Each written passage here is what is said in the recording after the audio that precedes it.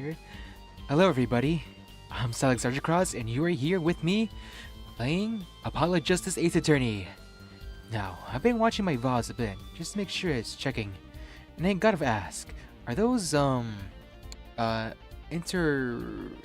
stingers, are they working properly? I don't think they are. Because I think they sound like way too loud or something. I think I had to fix that. Maybe make them quieter or something. It's supposed to be like a TV static change. You're changing the channel and stuff like that? Okay. Now, I wonder. Is this the right proportion for my body? I think it's leaning it too in. Hold up.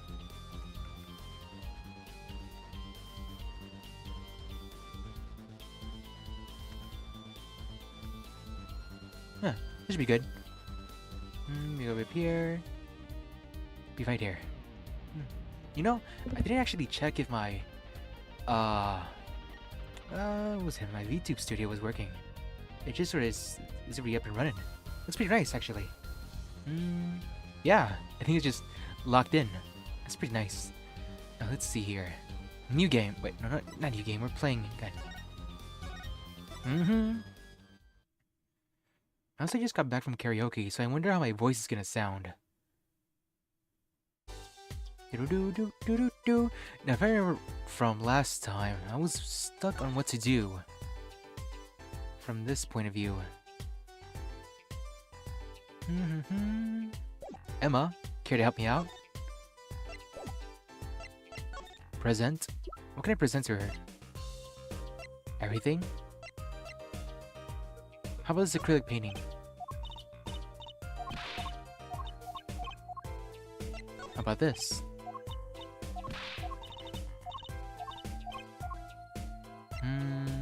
How about this?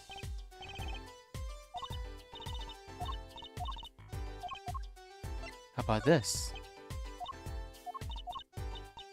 How about this? Wait, how much did he cost? $70 for a magic show? Not bad. More than less than what I paid for the auto tickets. Okay, let's examine those other paintings. No, I already did. Back there? Up here? Down here? Over here? Nada.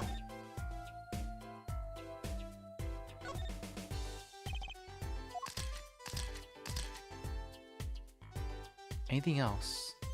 Anything at all? Wait, this drawer. Suspicious? This envelope has been opened and resealed. Oh, I know how to do that. You take a pot of boiling water and hold the envelope up to the steam. The glue melts and it opens. Cool, huh? Whoever did this wasn't so delicate. You're right. Looks like they just opened it and stuck it back together. Huh? The postmark on this letter is from 7 years ago. Why would someone open a letter just then seal it again? I better hang on to this. Evidence! Let's see. Interesting evidence. Emma, mind taking a look at this? The red envelope. Is there anything on it? I could read this. Zoom. Dear something something 57 Capo Round Drive something something CA California. Yeah. Wow. They're doubling down on the Ace Attorney universe taking place in California. It's so great. Anyway, take a look at this. Oh, that. Oh, yes. Why is that a bright envelope? Right envelope? She sure is jumpy. Someone opened this, didn't they? My lips are sealed. No, they aren't. They were sealed. They'd have glue. Your lips are sealed? That's a first. You mean, you know what's inside the envelope? Sure, I read it after all. Ah, you mean you were the one who ripped it open? Huh, please, I would have steamed it open. That's what happened, right?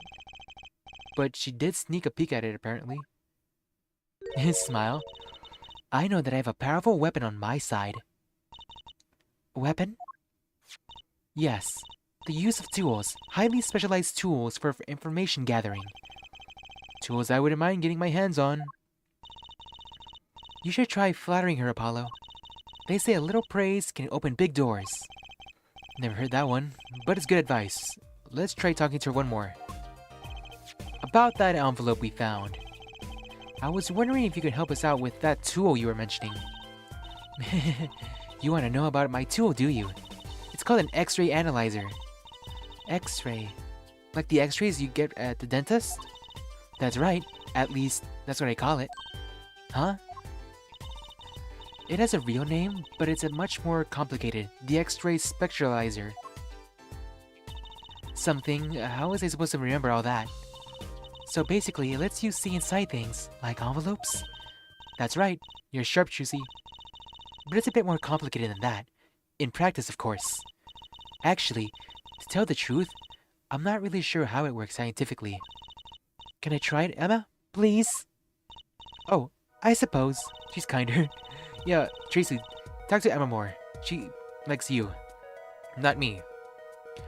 Of course. I've already checked out everything suspicious myself. Alright, let's give it a spin, Apollo. Yarg? Yar, what are you, a pirate? What are you doing? Oh, just seeing if I could see through your hair. But it's like lead. Lead? Does he... Wait. So it's not see-throughable, which means what? How much hair gel do you use? Point that thing at me anymore, it might I'll fall out. Then I wouldn't need an extra machine to see through it. Let's just get down to business, shall we? Right, let's test it on a sample first. It just so happens that I have a lottery ticket here. Oh, you can scan the lottery ticket? Isn't that kind of like cheating? That could be very useful. I used to have a lottery ticket scam. No, that's not how it works. You set the sample in the device like so. Oh, wait, actually, yes. You buy lottery tickets. You see through the scanner. And then you sell the ones you don't need. Genius. Patience. There's no need to get all antsy. Look at the right side of the screen. That's the layer view of the envelope. Layer view? You gotta set it to display the outside of the envelope now, see? Actually, it's quicker to just have you give it a try. Turn the dial there with R for me, would you? Just turn it around. Whee! Oh, there we go. That's right. That's why you want to choose what depth you want to scan. Hey, I got something. See? That's how you can read the letters on the ticket inside. Cool, huh? Except, I can't read them. Aw. Just turn the dial a little more. What you have to understand is that the sheet of paper isn't really flat at all. When you zoom in that much... you see that paper is like a bunch of hills and valleys. Wow, really? This X-ray device uses a beam with a wavelength of only 0.5 microns. It breaks cards down into very thin layers, so you can only show what's written on that layer. I'm not entirely following you, but what good is it if you can't read anything? That's why you gotta go on step 2. Try rubbing the image a bit, if you would. Rubbing? Like going over the image with LOL while holding A?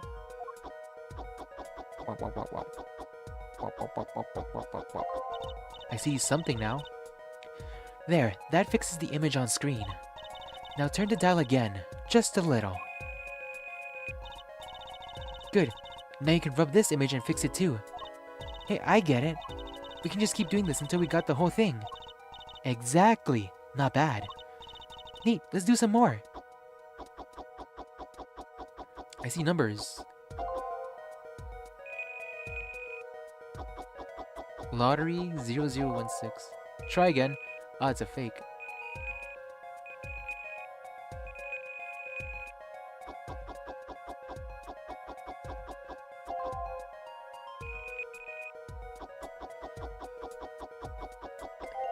Aha! Okay, let's print this one out. So, we didn't actually scratch the lottery ticket, right? So that means we can sell it again. And it'll be fine, right? Scams! Oh ho ho ho! I'm pretty sure they thought of this already though. Does this mean I have to buy another one to win? Well, it's Emma's ticket. Let's let her buy another one. It's okay, there's no need. See, this is the true hidden power of my weapon. Neat, huh? Now let's try it out on the real thing, shall we? But if you sell a bunch of lottery tickets, people will know you're like scamming them or something, whatever. Or you can sell them at a discount price. Wait, but you have to buy them at a discount price. That makes no sense. It's not a one-to-one. That doesn't make any sense.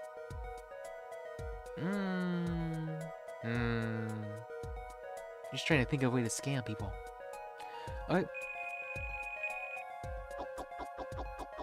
It sounds like eating something. Nom nom nom nom nom nom nom nom nom nom nom nom nom nom nom. I see something.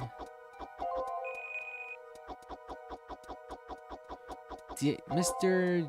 Drew Misham, I've deposited the 100,000 in the designated account. Please send the receipt once you've confirmed the transfer. Damn, $100,000. I thought he was broke or something. Someone deposited 100,000 into Mr. Misham's account? His paintings must be really valuable. There's another page in there. Care to take a look? You bet I do. If you're going to read someone's mail, you might as well read it all. Here goes the second page then. Another page. Science, baby! I like this little minigame. Up, up, up, up, up, up. Nom nom nom nom nom nom nom nom.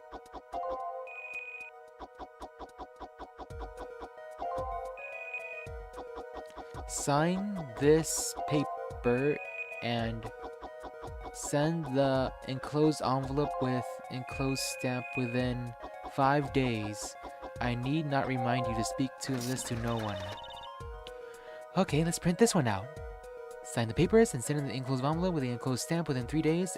I need not remind you not to speak of this to no one. So it was a letter about payment for one of his paintings. Why all the secrecy though? And what? Why was this letter the only one in there? It's 7 years old, right? Maybe it has some special significance to him. Well, Emma? Well, indeed. She knows something she's not telling us. Looks like she's keeping her mum about it. Interesting red envelope. So, Emma, I was wondering, what's the story about this reporter that came here for a story the night of the crime? I'm afraid I can't tell you, because he's going to be the witness tomorrow, I hear. I thought so. I'll never forget that face. But what was his name? Oh, right. Bruchel. Bruchel. He's after a scoop to sell to the papers. So reporter comes for an interview with the painter. His first interview ever. And that night he's killed. Doesn't that seem strange to you? Really strange. It does raise a few questions. I'd like to speak with this reporter if I could. Well, I hear he's on the beat today, too. He said something about covering a magician? Oh, convenient. Magician? Well, if it's not true, see, that leaves only one other person. It wasn't Valent Grammary by chance, was it? Yeah, something like that. He's got some big show lined up, I hear. So he's out interviewing Valent Grammary. Looks like I'll be heading out to the Coliseum again, sooner than I thought. Here, I'll give you this reporter's card if you want. Spark Bruchel, freelance journalist. I could be a freelance journalist if you want, just hire me. I'm not actually a freelance journalist. Oh, see you later. Smell you later. Alrighty. Mr. Valent Grammary, take a look at this. So a journalist was here on a story? All eyes in the universe are upon my stage. All pens seek to commit its mysteries to my paper.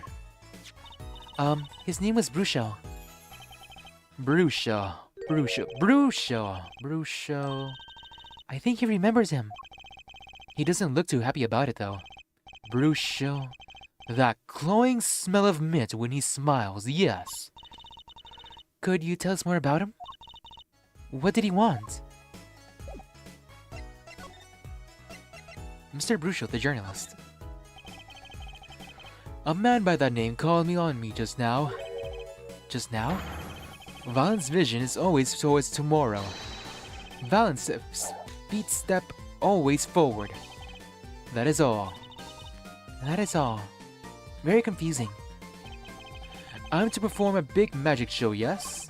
I wanted someone to cover it. Yet, he had ears only for that incident. That incident? In any case, I requested that rapturous reporter remove himself. So a painter has died, what of it? It is but a footnote in the footlights compared to the magic of Gramarye. Uncle Valent, do you know where the reporter went?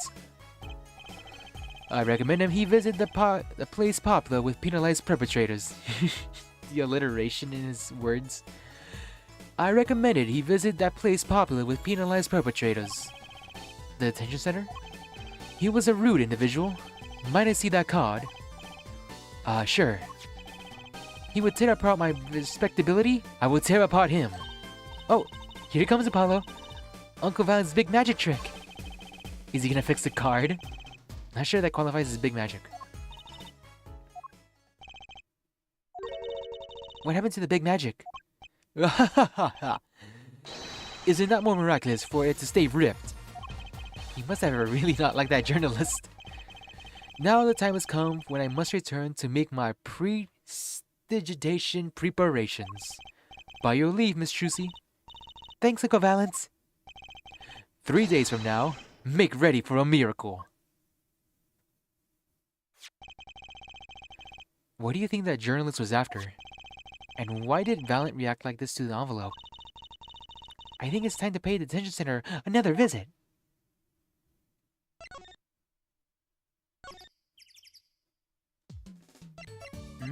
Not now, Ace.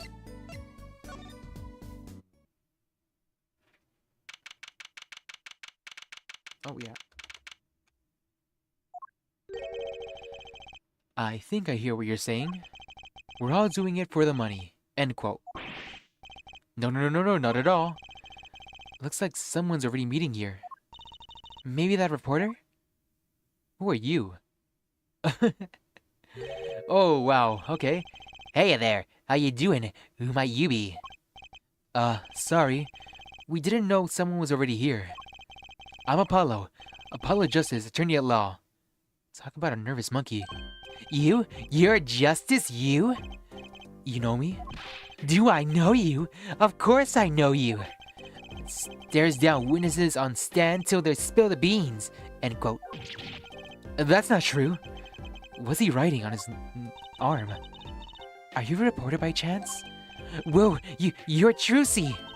Am I famous? Oh yeah. Trucy Wright hates carrying a bag. Puts everything she owns in her panties. End quote. Oh, this guy's weird. Hey, that's not true. Just hold on to your breeches there. I'll wrap this up interview in a jiffy. Hello there, someone gave that guy too much caffeine. Yeah, look at his smile, he's just reeling like... He's like, oh dear, I don't want to be stuck in a close proximity with that dude.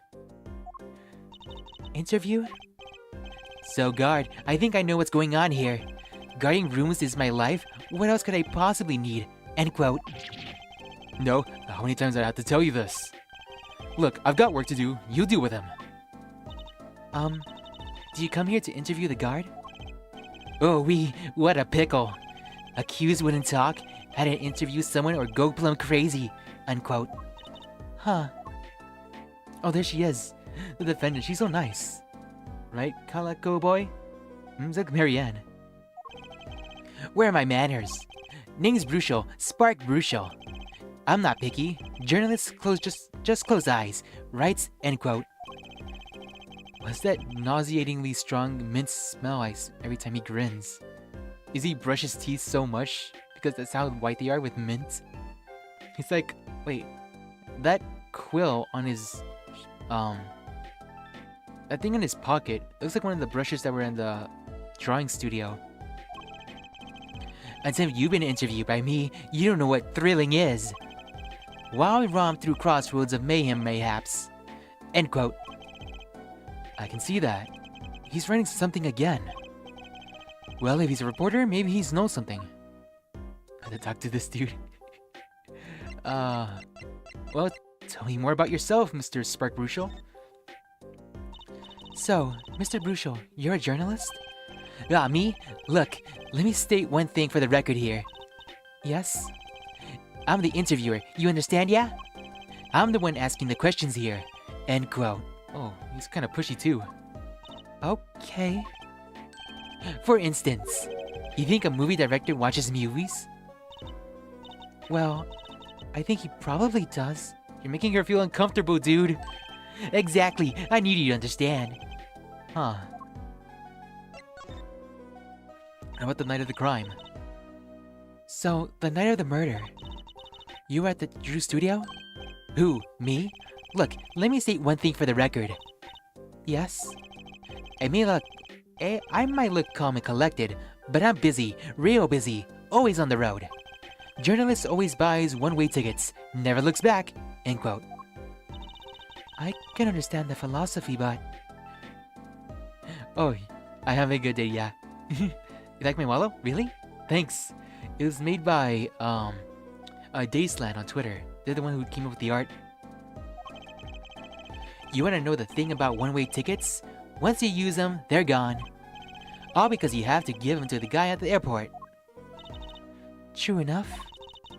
But don't they give normal tickets away too? Exactly. See? It's the same thing. What is... How about the interview? So, you went to do a story on Drew Misham? And he'd never had a story done about him before? That's right. Look, let me state one thing for the record here. What? I'm sure you're going to want to know more about my source. What tipped me off Drew? Why do the interview in the first place? Well, yes. Look, it's like, oh, I've got it. Say there's this burger joint with fabulous ketchup. You think the burger guy's gonna just tell me where he got it? At the supermarket, maybe? Exactly, see? That's what I'm talking about.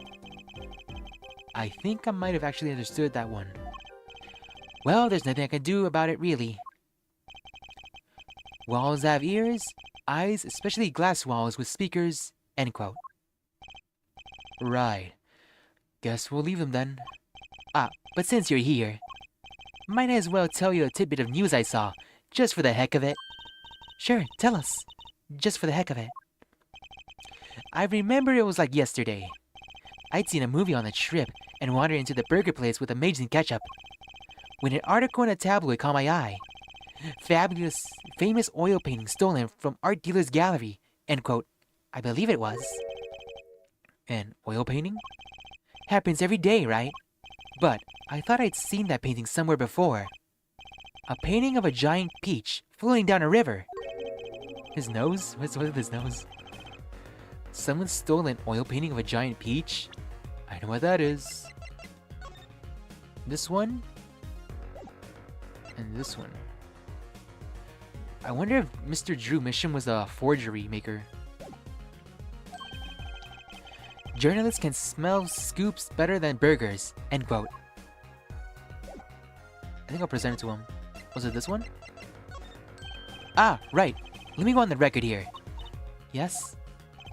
I know what you're going to say. Brucial, take this, write brilliant column, end quote. I don't think so. Look, buddy, I write brilliant columns about one thing. And that's food. Try to understand. What could he possibly be writing? He didn't even listen to a word I said. What about this one? No. Let's see here. There's nothing else to ask him about, actually. What should I talk to him about?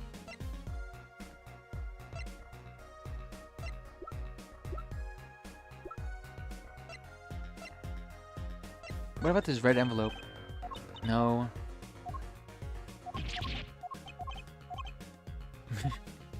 You just such a funny design.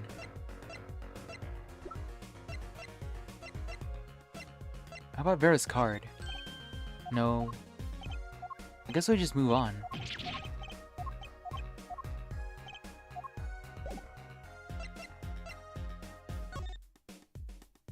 Drew's studio again? Yes. Hey, Emma. Well, how'd it go? Find anything out? Actually, there was one thing I just wanted to check with you. What's with that scary face you're making? And what's with the I know something but I'm not telling face you got going on, Emma?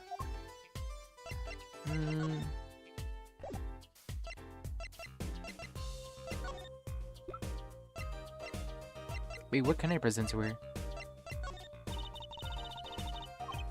Oh, right, sorry.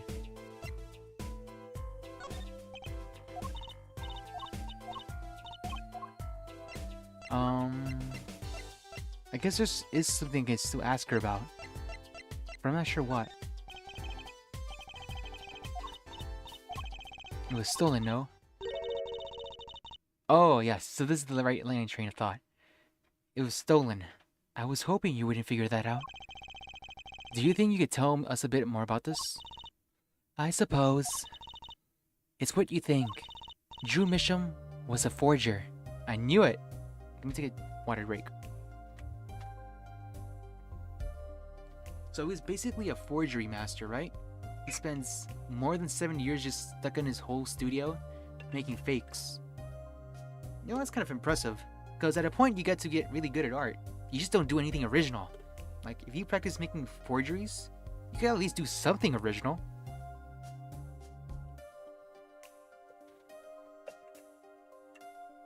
You could be like, I make this many forgeries, and now this is my original creation.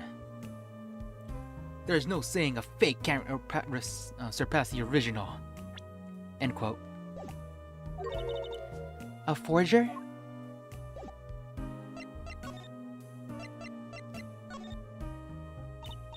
So, what exactly is a forger?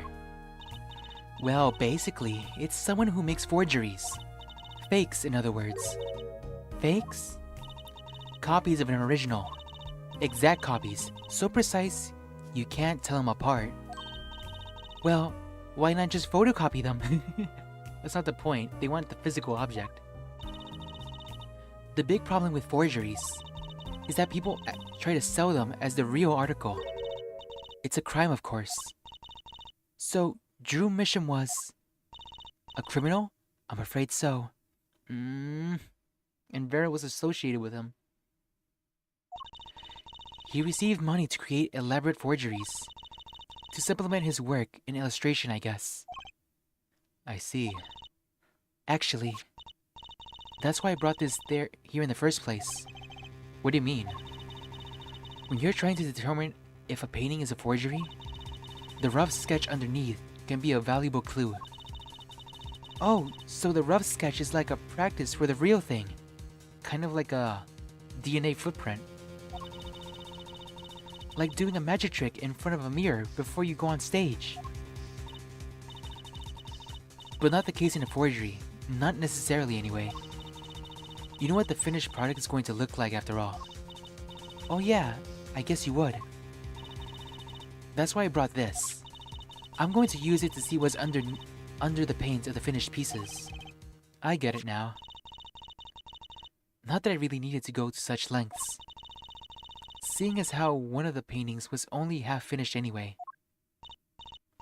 Still, it'd be neat to see Mr. Misham's rough sketches. Kind of like what he was drawing when he thought no one was looking. True. That would be interesting, and maybe valuable for our case. You should try buttering it up, Apollo. Pottery will get you everywhere, they say. Maybe I should ask Emma to help us out.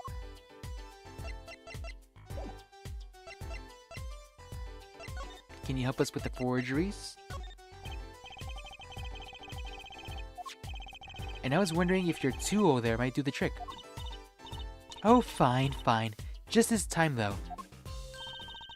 Let's check it out. Okay, so these are the 3 forgeries. Actually, I really like this pufferfish one.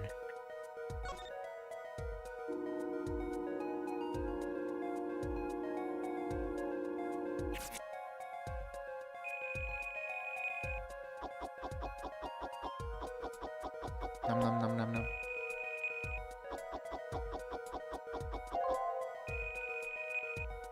Nom nom nom nom nom nom nom nom nom nom. I'm doing like paintings that have to do with like nature and stuff like that. Because whenever I... What the hell? This is completely different.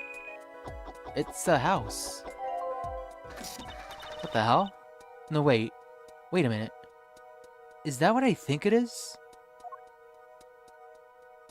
It looks... Somebody's pulling a stand. And... Is that a bowl on the side? That's so weird. It's kind of like case number 2, the one with the noodle stand. What the fuck? What the heck? Wow, he really blows. This finished painting isn't anything like the rough. That's not a... It's completely different. Devices like mine didn't exist until recently. He probably thought he could draw any sort of thing he wanted for the rough. That's cool though, he should have just drawn the rough. What do you mean?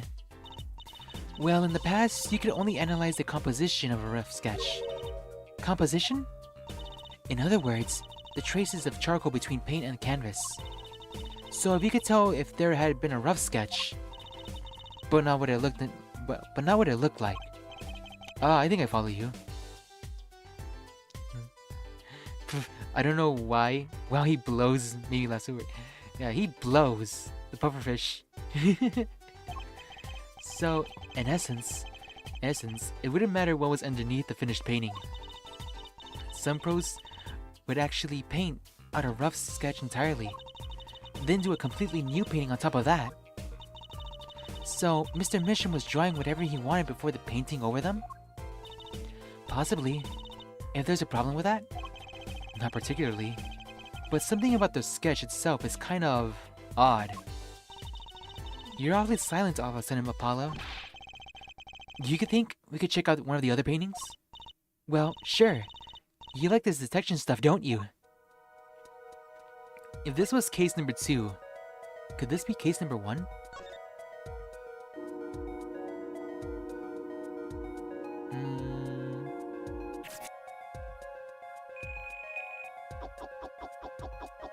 Case number 1 involved... Wait, what did case number 1 involve again? It had to do with... I actually can't remember. No. What's this supposed to look like? Oh yeah, the gambling deal. The card game. And Phoenix Wright was the defendant. It's the same one. But why? Why are all the court cases connected? What's wrong, Apollo? You look so serious all of a sudden. You think I could look at this last one of these? Fine by me, knock yourself out. Which means this one was the one we just did. The one with... Why can't I remember? Oh yeah, the song. The Interpol agent that died.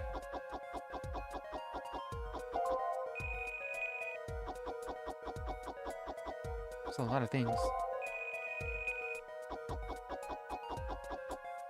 Looks like it's a painting of the stage. Yeah, there he is, singing. Okay, let's print this one out. Whoa, he's all on fire. What the hell? That's...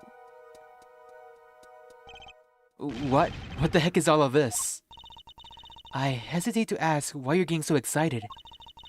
You're sure your device isn't leaking some kind of strange radiation? Trucy, look at all these sketches. Do you not notice anything? The gambling? The guy pulling the cart and died? And this is course number 3, the flaming guitar. Ah! There! Now both of you are white as sheets. What's going on? These sketches are the 3 cases I worked on. What? The murder in the poker room at the Borscht Boat Club. The dead man pulling the noodle stand. And then... the events that transpired during the Governor's concert. What could it mean? How could he have drawn those things? And why? That's what I want to know. Wait, is Drew Misham your father? No. Give me a break, does that even seem remotely possible to you? He is your father. Where's your father? Where's your dad, huh? He can be like freaking Ace's father, for I care. Actually, we know whose dad it is. It's Vera's dad. There's only one. Wait, maybe is it even actually Vera's dad? What's true anymore? What's the lie and what's the truth? I never even heard of any Drew mission before. No, wait, I just remembered. Ow! Why did I say such mean things? I just remember the court case number 6 with Emma. Pain. I hadn't even seen a picture of him.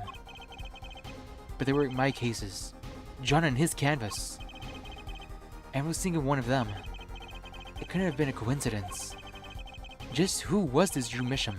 And what did he have to do with me? Okay. Time to get the court case started. I hope Vera talks.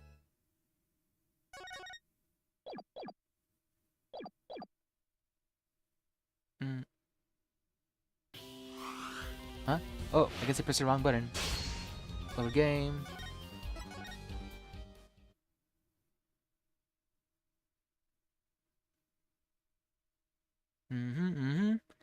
Okay. Court day. It's bright and early in the morning. 9:48 a.m.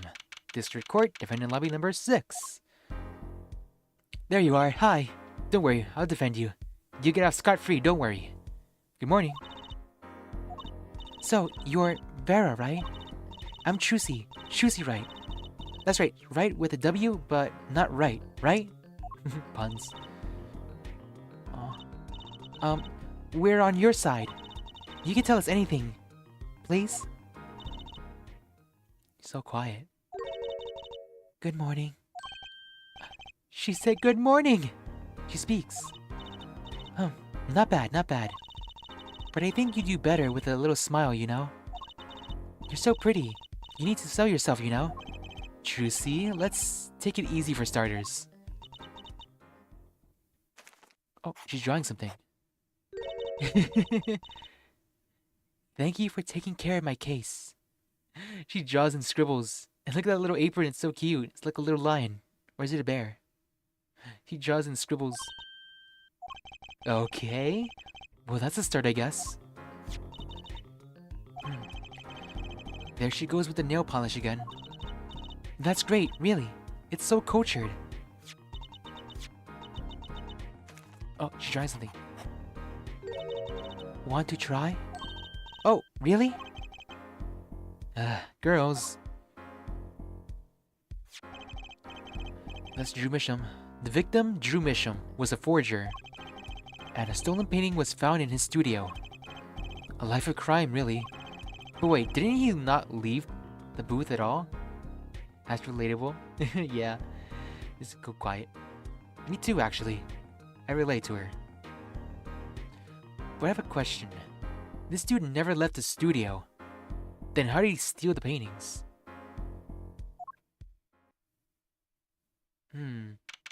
It wasn't, and I doubt Vera could do it. So the question becomes, was he aware of the stealing? Because I doubt he and Vera would know about anything about the paintings outside. We will now, begin, the trial of Vera Misham? Is the judge okay? His voice is all raspy, and he's looking around all nervous-like. The repercussions of today's trial will most likely be felt for a long time, and may indeed alter our legal system forever. Oh, that's right. This court case is gonna be depending on the jurors system, which means he's not gonna have all the power anymore. Sorry, buddy. Your time is over of absolute rule. Today is the test of the jury system, and the first step toward our new order in our courts. Daddy's secret mission. The jurors will function like a jury. It is hoped their inclusion will help our courts to better reflect the people's will. Why aren't there any jurors in the courtroom? 3 closed-circuit cameras watch this courtroom at all times. The jurors have access to everything that transpires. Oh, so they're virtually meeting. Oh my god, you know, that might actually be the future if you think about it. Because who wants to be in a court case in person when you can have like virtual jurors. Then just imagine like Zoom calls in jury Zoom calls. Oh, the humanity. And you just have like jurors not paying attention doing something else. Oof. Nope, I don't think we could do juror Zoom calls. Jurist, judge well and judge cool. Now see here, Prosecutor Gavin. I was going to say that. My apologies, Sir Judge. Jurist, today, judge today's trial coolly, if you would be so kind. The jurists are bound by the letter of the law. They don't affect the trial with evidence, but by their feelings. And we're about to find out just what effect they're going to have. Very well, Prosecutor Gavin. The details of our case, if you would. The victim is the painter Drew Misham. He was killed in his own studio. His coffee was poisoned. By whom, you ask? By none other than the defendant, Vera Misham. That's bullcrap, I don't believe that. Objection? There wasn't any poison in the coffee. Achung, someone has been doing their homework. Indeed, poison was not present in the coffee, but on the mug itself. The mug? Residue was found on the rim, I see. The autopsy report describes the manner of our victim's death. The court accepts this as evidence. Misham's autopsy report added. That's kind of more to see. Look at this.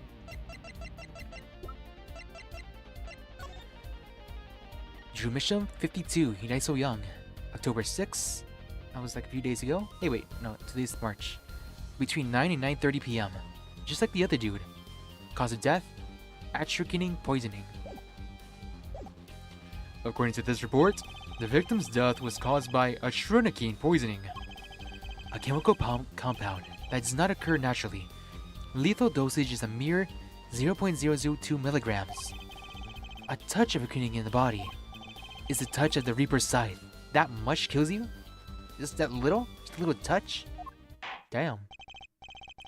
Very well, Prosecutor Gavin. You may present your witness. I have for you today a simple man. For a simple case, the reporter. A man who witnessed the murder in its entirety. That journalist, no doubt. The witness will state his name and occupation. Right. Well, for starters, my name's Spark Bruchel. My job is a lone observer of the world. In other words, a freelance journalist, right? I am. If you don't mind, I'd like to state something here for the record. Yes, Mr. Bruchel? I dislike conclusions, specifically the aspects of jumping to conclusions. Preconceptions make Park Sandbox of endless desert waste. End quote. But you're a journalist. You said you so yourself yesterday. Well, that's true, yes. But you must understand, I stand before you as a man with a dream. I'll offer you my testimony in exchange for exclusive rights to the story. That kind of sounds like quid pro quo talk right there. You can't do that.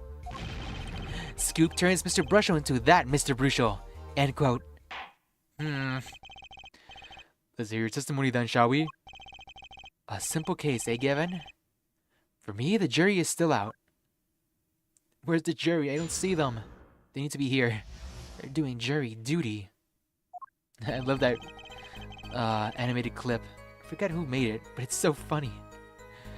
I visited the studio around 9 that night to do the interview. The first outsider to enter the atelier, journalistic history made, end quote. His daughter brought us coffee right after we started. And you know what happened next. Stars fall, end quote.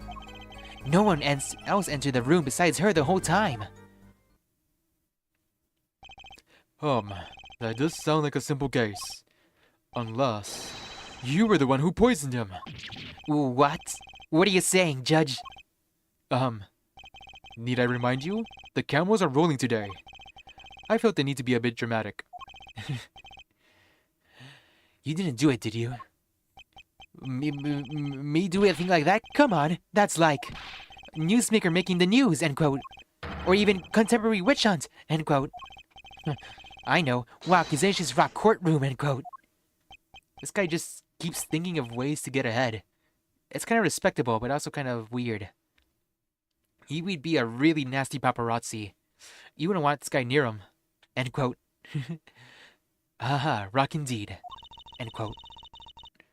Prosecutor Gavin sure looks like he's having fun. I'm so happy for him. Oh man. This guy just keeps thinking of different little quotes. Very well, Mr. Justice. Your cross-examination, please. Alright, time to break this dude. I'm gonna take that smile off your face. I visited that studio around 9 p.m. That night to do the interview, that's fine. The first outsider to enter the Atelier, Junior's history made, end quote. His daughter brought us coffee right after we started. I want more specifics. Would you mind being a little bit more specific? Ooh, let me tell you, I enjoy a cuppa. A cuppa? Whoever says a cuppa. Wait, you talking way too fast. That's not what I meant. What did he say? In fact, it all began when I was in 3rd grade. No, wait, 4th. He's gonna tell his entire life story about coffee? I believe I know what her forehead is driving at. This coffee the victim was served. Did anyone other than the defendant touch it? Right, that. That was what I'm gonna say, really. Well, now, if you got a question to ask, you'd best straight up and ask it. That's what I was telling all the new recruits, several times if necessary. Right for a grade schooler. That's my motto. That's a good way to put it, kinda. Because, comparing to my writing courses, it's gotta write very simply. Like in straightforward. Sometimes we overwrite, and the best way to write it is just to cut out the fat. Which is to say, I can only write great. Who touched the coffee? Wait, what do you mean? Which isn't to say I can only write grade school level stuff, mind you. Don't know. That's it. Don't know. I was in the back, looking at the studio's equipment when she served it. And what happened next? No, I doubt it. This guy's a very observant fellow. He probably did see something. And you know what happened next? Stars followed, end quote. Nope. More specific. What's this about a star falling? Stars fall, huh? It's like an old telegram. Send money over. Zowie, you don't know? That's like a journalism code word. An important person passes it away. A star falls. Get it? But there's no gravity in space, is there? I wouldn't think stars could fall, really. Does this matter? Ooh boy, this is good stuff, good stuff.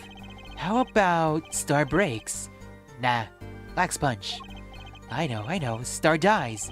Nah, lacks imagination. Of course, you could go along with Jew dies. Straight to the point. I like it. I think we need to hear something a little bit more substantial. The moment of death. About when Mr. Mission passed away. Ooh boy, what a scene that was. He put his coffee mug down with a crash, right? Yes. And then? Then the cold finger of death touches his spine. Life's flame sputters and fails. So cold was that touch, he could do naught but tremble uncontrollably. Actually, Life's flame is a little tired. Life's reserve froze over. Yes, that's a go. At the very least, this guy's kind of fun to voice act. So whiny. I think he's starting his article already. Could you describe that a little more simply? Well, as you can imagine, I was pretty surprised. He hit the floor, as they say. Artist seizure is final performance. End quote. A shooting paralyzes the central nervous system. The body arches back like... Wait, we're going to Rick. The body arcs back like a bow. The limbs tremble. The throat burns. That's quite enough of that. Some of us want to be able to sleep tonight. Oh yeah? Well, I want the details. Lots of juicy details. For that, you can listen to our last year's hit single, Add Trinity, My Love, by the Gaviners. Available at all major music outlets. He's shilling his song in the courtroom, and he named his song a Trinikin? Why? The point here is that the victim died of Trinikin poisoning. Well, Mr. Justice, how did you find that testimony? What did he say, technically? He hit the floor, as they say. You know, all these things about Trinikin poisoning are interesting. Very important, yes. Well, as an account of the moment of the victim's death, I'd say it's very important. Please add to the testimony. Very well. The court requests a witness to add this account to his testimony. Those spasms. That was definitely death by poison. Tell me more about these spasms. You say it was definitely death by poison. How can you be so sure? Hey, look, I'm a journalist. I've seen lots of things. And I had more than my share of experiences with so-called poisonings. Man eats fishy fish. Goes bye-bye. End quote. Food poisonings don't count. Should I get into talk about something else?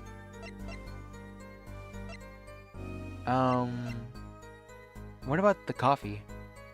The Stars coffee. You say Mr. Misham had coffee too, but did you actually see him drink the coffee? Course. He who sees it wins, but he who says it wins bigger. End quote. I live in a man sees dog eat world, dog writes about it world. Yet. I guess I can't say I saw him drink it actually. He had one so-called sip, if that. Man puts lip to mug, drinks. End quote. That poison is quite virulent, I hear. My stomach did a so-called somersault. Since I gulped down that coffee without so much as a second glance at it. Wait, maybe something's there. Some kind of trick. Anyone want to venture for a guess, for the record?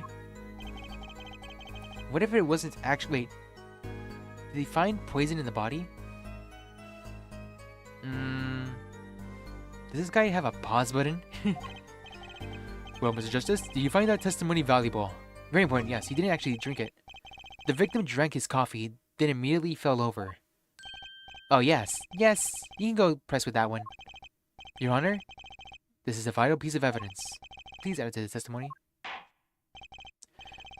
May poison remain in the blood sample. I remember they said something earlier yesterday about the poison itself. Like, the poison wasn't in the coffee, but on the rim.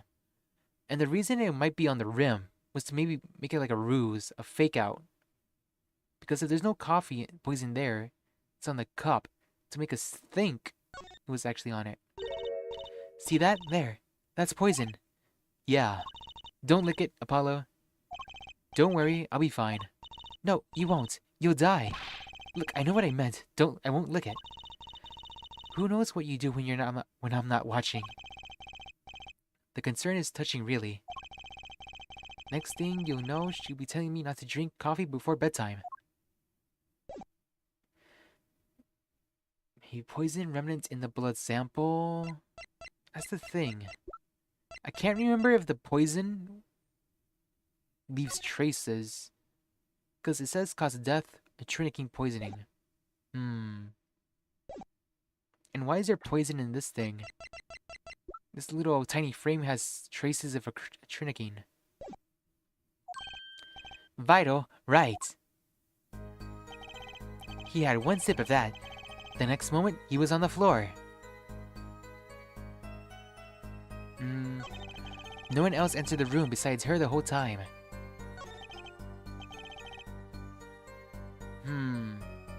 Wait a minute.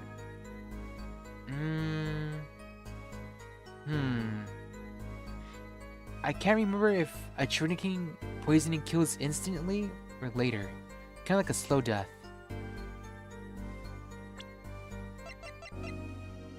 Traces of the slow-acting deadly poison. Ah, yeah, this is it. Slow-acting. This is it. Objection! Aha. You know what I have a problem with? A particular property of the poison used, atrinic. Oh? Prosecutor Gavin was quite clear about the poison. A lethal dosage of very small amount, 2 milligrams, paralyzes the central nervous system. If you drank that, even you, Mr. Justice, would be reduced to a quivering pile. Why are you using me as an example? You thinking of me dying under poison? You want me that gone that bad? Unfortunately, we weren't told everything. There was a vital omission in Prosecutor Gavin's information. He knows what I'm talking about. He's like, yeah, so what? Jack. An omission? Atrinic is as virulent as he says. But death doesn't come upon ingestion. Not immediately. That's because atrinic is slow-acting. Slow-acting? What? According to the forensic scientist, it's one of the most virulent poisons. but is absorbed into the body astonishingly slow. It takes at least 15 minutes from the time of ingestion for adverse effects to show. If we suppose that the moment Mr. Misham sipped the coffee was when he sealed his fate, then he would still have time left to enjoy his last cup of joe. Look how the dude's neck leans forward like... Order, order? What's the meaning of this? If what the defense says is correct, why, that contradicts the entire testimony we just heard. Well, Mr. Bruchel, anything to say on the record? Slow acting. Slow acting. It was virulent, all right. Even then, it had already begun digging its claws into the journalist. He's working on his scoop. Objection! Objection? For what? It's Bruchel, yeah? Bruchel, let's take a trip back down memory lane. Huh? Did the victim really die in the instant he took a sip? Think it over. This is vital. Oh, don't tell me you're gonna say it was like 15 minutes later. You know what I think? I think that was a not-so-subliminal suggestion. End quote. I admit it. It does cause a problem if he died when you say he died. I would be forced to say auf Wiedersehen to my simple case. And you would be forced to say farewell to your article. Come again? Hey, you can't say that. This sounds like coercion. You can't write a story based on a conjecture, can you? As the case drags on, other reporters will pick up on the scent. And you'll be forced to kiss your exclusive scoop goodbye. It's like coercing him to testify. What is he doing now? Scoop. Scoop. Look, wait, just a second. Just 1 second. We're waiting. Out with it. I think I just recalled so-called important detail. A revival of recollection, end quote. A story survival, end quote. He's just making up stuff on the fly now, I just bet. Did he just brush his teeth and smell it? Yeah, I think he did. I think he's obsessed with his breath because he smells like mint. Like way too much mint. I think and his teeth are so like white and pearly. It's really weird. Actually, I did notice something when I visited the studio. I heard the poison of that's taking its sweet time, see? But not what I've been saying for the last few minutes, apparently. Mr. Bruchel, are you saying you noticed something that explains what happened? You bet I am. The antidote for a poisonous contradiction, end quote, you might say. Or, I still have no idea what you're talking about, end quote, I might say. I figured it out, but only after an in-depth interview. See, thanks to my journalism skills, I know who poisoned that coffee. So now you're saying you're a detective, eh? Order! As far as I can tell, the witness is standing by his testimony. That Mr. Misham died the instant after he drank. Of course I'm standing by my testimony. And my dream of exclusive rights to the story.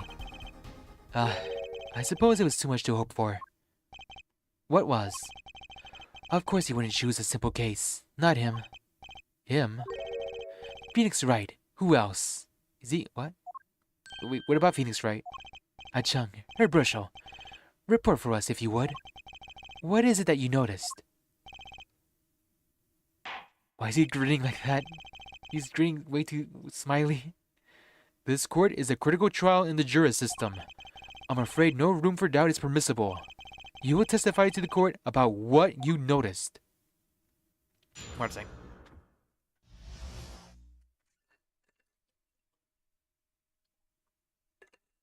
Yeah. When I arrived at the studio, Mr. Misham was at his desk. He seemed to be writing a letter, but he quickly sealed the envelope. I thought nothing of it at the time, of course. Now that I think about it, what if he was writing a suicide note?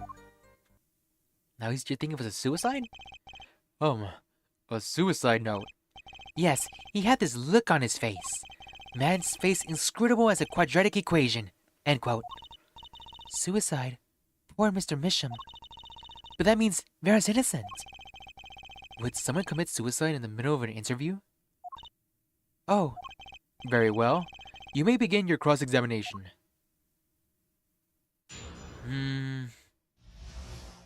Still, the question remains, how did the poison get there? When I arrived at the studio, Mr. Mission was at his desk. I want to know more. Was there anyone in the studio other than Mr. Misham? Well, his daughter Vera, of course. Was anyone besides Mr. Misham and Vera present? Not a single one. Not a cat, not a rat, not even a mouse. The only person who didn't belong to that studio there was you, wasn't it, Mr. Bruchel? I know what you're doing. I know your game.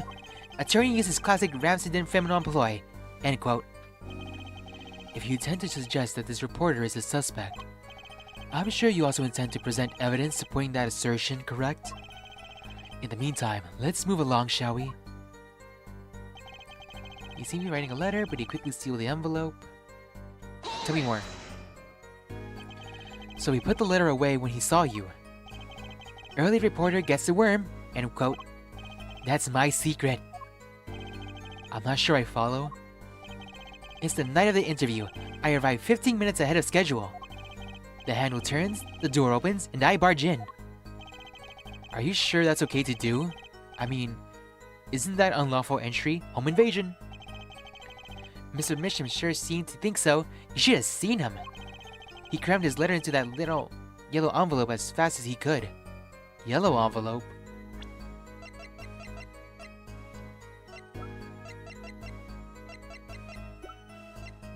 Wait, what do you mean yellow envelope? I know a secret when I spot one, and that was one. It does seem significant. Well, Mr. Justice? I wonder. It does have a ring of something important. Yes. What do you mean by yellow envelope? The defense finds this testimony vital, Your Honor. Very well. Please add it to the testimony then. Hey, why not? My account comes free of charge. It was a yellow envelope. I heard it was left at the crime scene. Nope. Objection! Unless you're colorblind. Don't say you're colorblind or else I'm gonna punch your nose. As it just so happens, there was a single letter in the desk drawer at the scene. A red envelope. What? What is he doing with his face? He's crushing it. Prosecutor Gavin. Yes? Was the yellow envelope found at the scene of the crime? Unfortunately, no. But her forehead. It's easy to mistake the color of an envelope. I guess. But not this envelope. You see, it was postmarked already. 7 years ago. Well, Mr. Bruchel? I can explain that. Drew, right? You wanted to get that letter in an envelope pronto. Get it out of the sight. Get it out of my sight of my beady eyes, right? So he nabbed the nearest envelope and crammed it away. And what about the whole red and yellow envelope contradiction, you chump? Well, Mr. Justice, have you had anything to say to the witness's claim? That night, the victim put a letter he'd been writing in a red envelope. That night, the victim put a letter he had been writing in a red envelope. It's possible. It's impossible. Wait, what does it mean by this? Is it saying it's impossible that he put it in a red envelope? Or is it saying it's possible that he put it in a red envelope?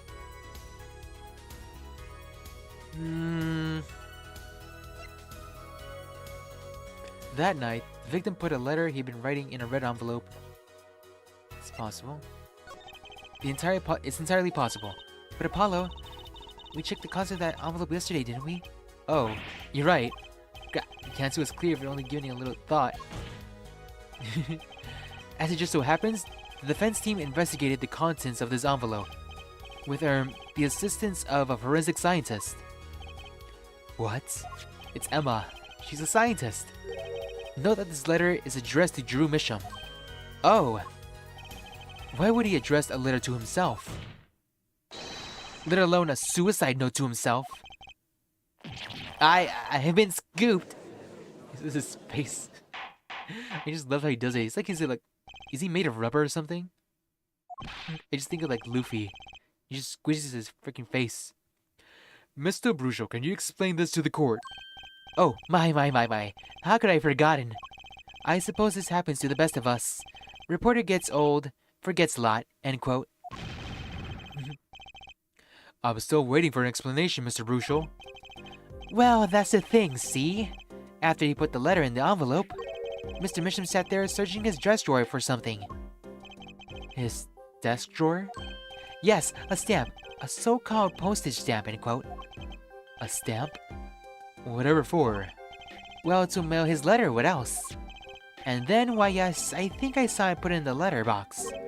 Yes, it was a yellow envelope, and he put it in that box. So you're saying there are two different letters? Wait. Well, apparently this yellow letter has nothing to do with this case. Oh, how I wish it did. Just thinking if that were a suicide note, what a story. Star writes suicide note in front of reporter. Falls. End quote. As I was saying, that has nothing to do with this case. That said, Yes, Your Honor? it makes me wonder about the contents of that red envelope. It's this. Mr. Drew Misham, I deposited the $100,000 in your designated account. Sign the papers. Do not tell anyone. $100,000 is quite a good deal of money. So this was from 7 years ago, yeah? Oh, it's my story. So, am I finished here? Am I finished here? I was thinking of, going home to start writing. Why is he so nervous all of a sudden? He's looking around the room. I hate to state what should be pretty obvious to anyone, but when you catch the scent of a story, you make that, a rather unique face. Ah, come on. Attorney has active imagination, little else. End quote. Even I noticed something. And my eyes aren't what they used to be. You know, I'm starting to understand what all this perceiving stuff is about. Judge has active imagination. End quote. It's so investing now. I mean, it's so good. It's what's really nice about Ace Attorney games. They're just so really well written. Especially all the comedy and dialogue. Please continue with your testimony. Tell us about the sense of a story. Hey, I'm the one asking these questions here. His teeth and tongue, oh my gosh. Actually, it took a bit of work to get a thumbs up on the interview. Reporter leveraged his story, gets his interview, end quote. How did you get the interview? The story concerned a certain case from 7 years ago. The red envelope probably had something to do with it. Say what you will, but Drew's talent was without compare. So you threatened to go to the press with this story? That's how you got your interview? Blackmail? Well, yes. I mean, no. It wasn't exactly not. Something wrong, Mr. Bruchel? Look. This is my story, my tidbit. Journalist's info is livelihood, end quote. I see. While you have me chatting away in here, what's going on out there? What if some Wally Woodsworth or Sally Scooper gets wind of my story? They could be going to the press while I'm going to waste. The court feels your pain, Mr. Bruchel. Mr. Justice, let's pick up the pace. A certain case, 7 years ago. Wait, 7 years ago? Is it related to the magician's case? She noticed. Okay. Oh, and the bracelet is acting up.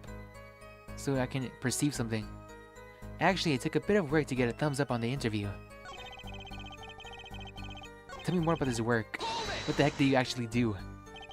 The victim, Drew Misham, had an aversion to reporters? Boy, I guess. Not even my considerable charms did much for him. Until I finally got my thumbs up, that is. Maybe you can elaborate on that for a bit for us. What did you use as leverage? Exactly what sort of story was this? Oh, a little one. Like I said. Nothing more, nothing less, nothing in between. End quote. I might have suggested I had a lead on this particular story, but it didn't threaten. Or cahool, or nothing. Honest. So a suggestion was enough to get an interview. Mr. Misham must have really wanted to keep it under wraps.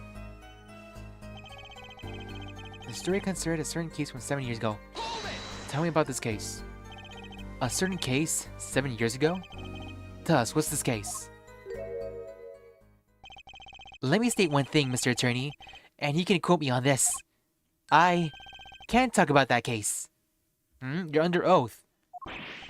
Why not? It's about journalistic pride and staunchness and credibility and connections. Journalist reveals sources only over his dead body. End quote. So, what'll it be? Gonna strangle me?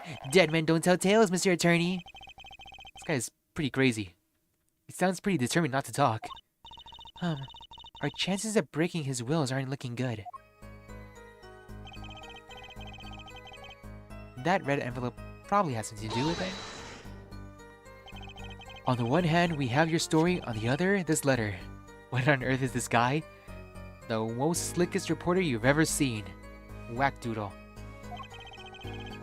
What makes you think the two are related? Oh, I was just saying it's possible. Did you just give yourself away? Call it reporter's intuition, end quote. Hey, I say a lot of things. You going to pick them all up apart? Be my guest. All of them? No. Just the incredibly suspicious ones. I see. Anything else to add, Mr. Mitchum? Say what you will, but Drew's telling was without compare. Wait. How did you know that? Wait, how did he know that? What do you mean his talent? Just how amazing was Mr. Mitchum's talent? Huh? Ooh, wee boy. I mean, hey, he's a star, man, a star. Did you know he was a forger? The flow of his brush is like a great undulating river across a canvas. Artist paints light up, studio like sun, end quote. This guy's full of wacky gestures. But that one just now was wackier than usual. He looks kind of nervous to me, Apollo. Definitely. I'm sensing something different than before here. Maybe it's time to bring up the you-know-what. That testimony left a bad taste in my mouth. Brushing his tongue, then his glasses again with the tongue again is crazy. Just get like a little web nap or something. Right? Nothing jumps out as ridiculous. I wonder what this story he's talking about is. It must have been good to get an interview with a very famous recluse like that. Something powerful enough to drag Drew Mitchum out of hiding. I wonder. Maybe it has to do something with Mr. Mitchum's art? Okay, let's go to this one.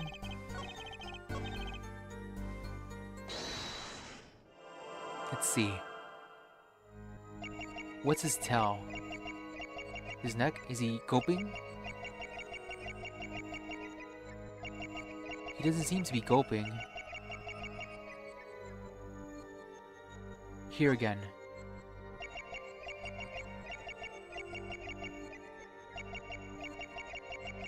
His hand seems to be fine.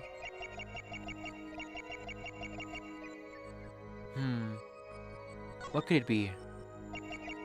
Eyebrows are normal. Eyes are normal. He's not moving his fingers at all. What about his other hand?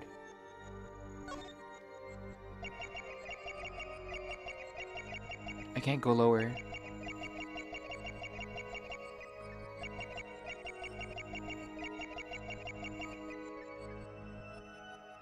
I don't see anything.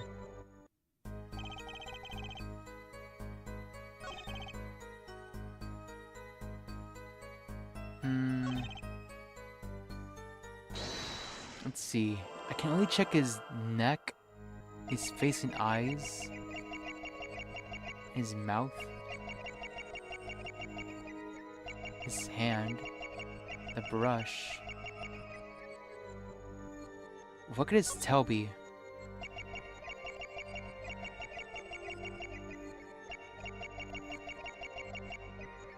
Kind of puzzle. Alright. It's not his hair, is it?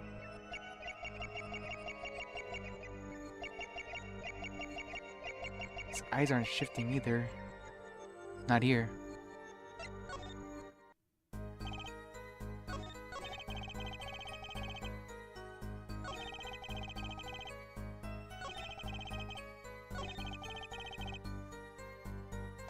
Let's try this, just for fun. Just smiling straight at you.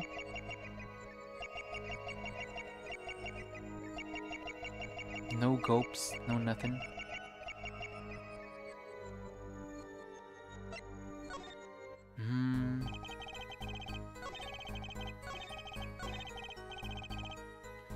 This part is very suspicious too.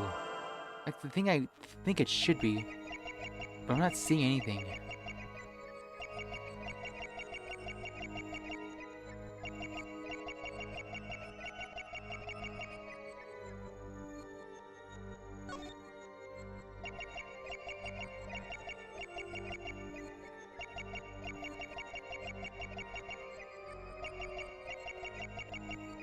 His hand isn't moving. Hello. Hey there, Rox. What you doing? Right now we're in the middle of the court case.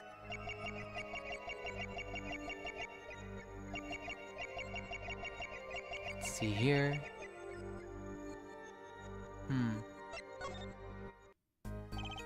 Say what you will, but Drew's talent was without compare. What could it be?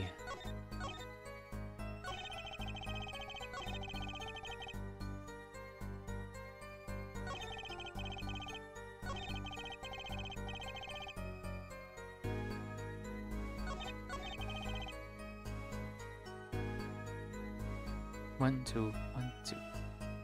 What's he doing with his hand? It isn't this. Story mode? Say what you will, but Drew's telling was without compare. One more time. How amazing? Huh? Who boy, I mean the star. But that just now was wackier than usual. Definitely.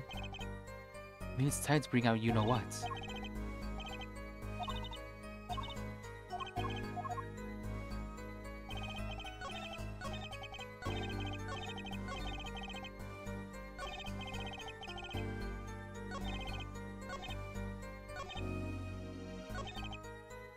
Take a bit of thumbs up.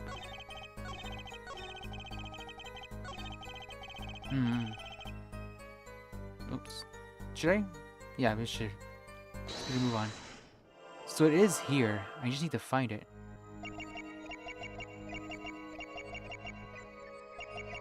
But what is it? His neck? His tongue? His teeth? Looking at his freaking teeth. It's here. It's somewhere here. His eyes? His eyebrows? His nose? His ears? Are they twitching?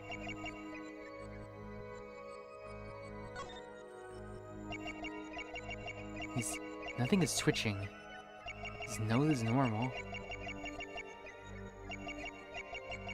He's not gulping either.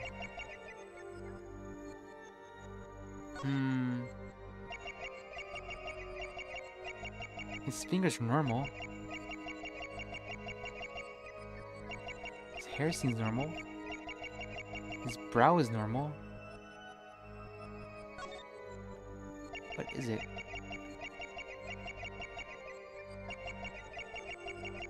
The rest of his body seems normal too. Story mode. What? What's there? Gotcha! Really? A sweaty pit? That was the answer? Sweat much, Mr. Bruchel? Yeah, well... A man can't help his glands, you know. It's more than that. When Mr. Misham's talent was mentioned, you suddenly began to sweat buckets. You're hiding something about this talent. Wait, that's wrong. What? That's ridiculous. Evidence time. Let's show Mr. Misham's true talent. Lay. It just so happens I have evidence showing the talent mentioned in that letter. This one, the forgery.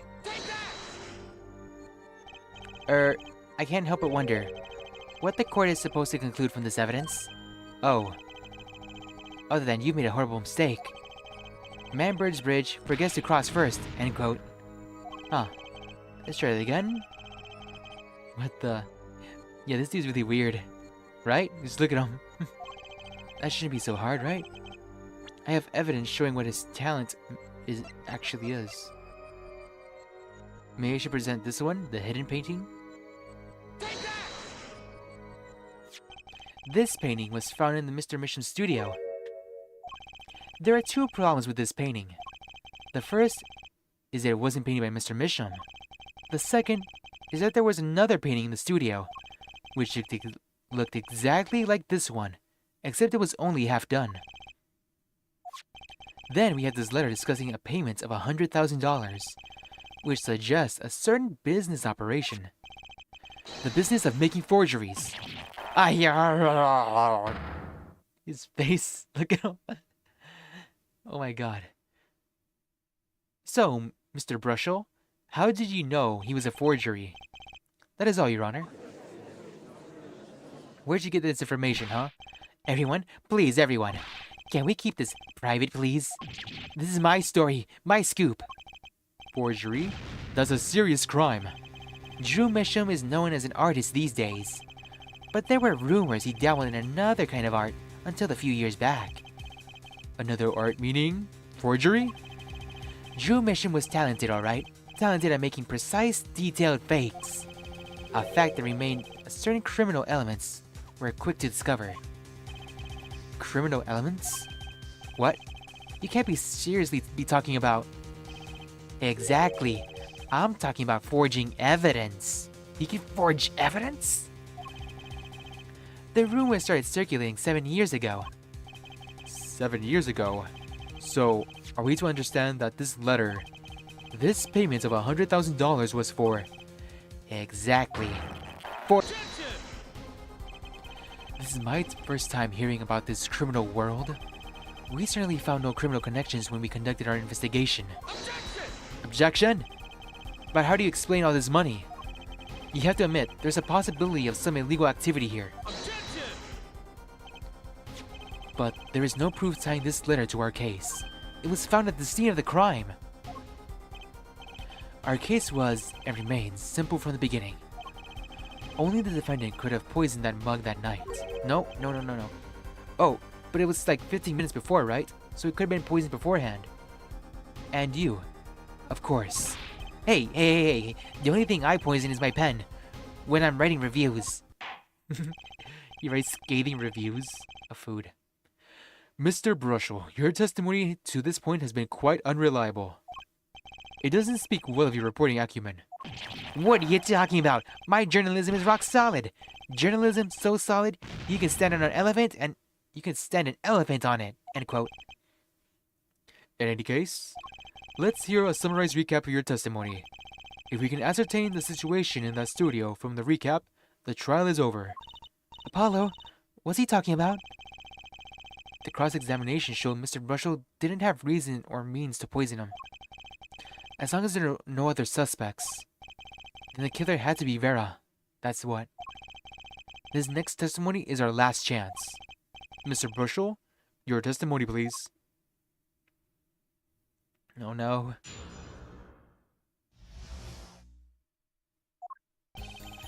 The only other person in that studio that night was the defendant. It was Vera who poured the coffee. She admitted as much herself.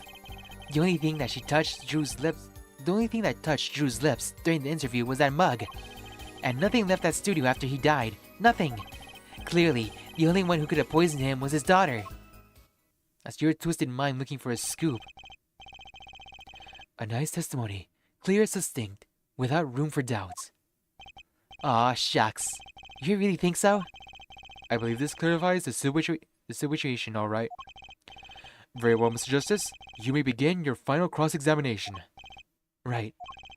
I still have one trump card left to play. And I won't let this trial end until I use it.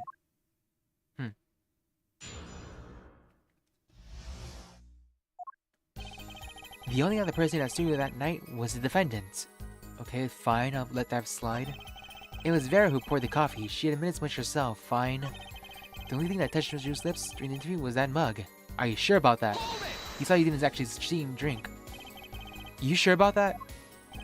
Well, to be really, really precise, I was busy gobbling mint candies the whole time. One of those candies might have been poisoned. Yet, at the same time of the autopsy, No fresh fragrance was mint was filled the room, and no mint residue was found. It was a long shot anyway. Don't tell me you're still trying to prove this. You think the victim ate, drank, and otherwise ingested something other than coffee? Well, Mr. Justice, if you have some proof. The possibility's there. I can feel it. Just maybe, not prove it, not yet. And possibly isn't going to cut it, not now. Mr. Misham ingested that poison via another route, other than that coffee. I can prove it. Proof. Proof is possible. I gotta risk it. Oh, excellent! Let's see your proof then. Please show us your evidence. What evidence shows that the victim wasn't poisoned via his coffee mug? This tiny frame that I don't know what was there for.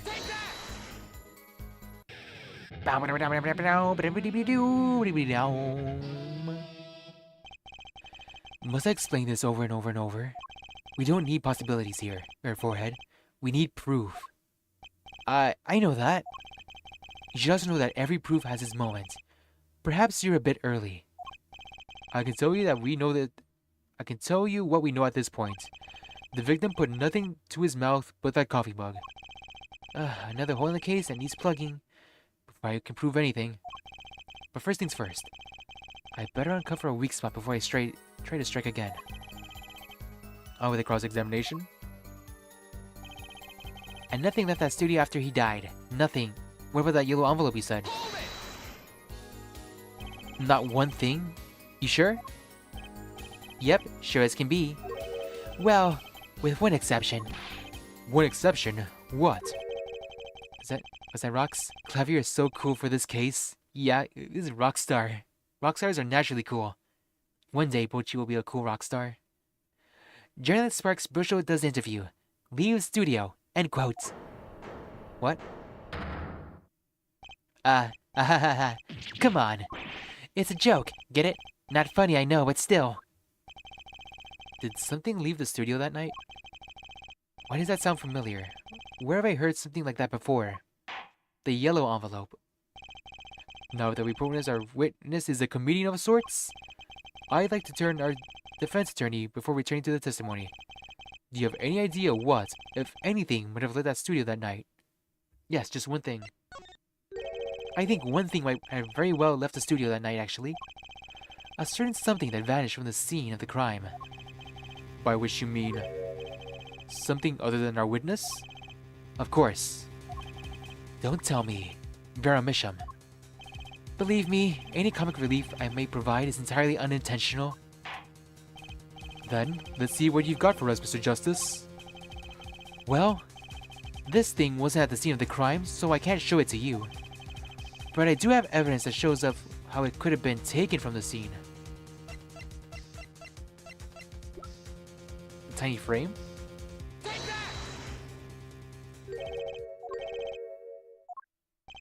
I find Prosecutor Gavin more amusing than this guy, really.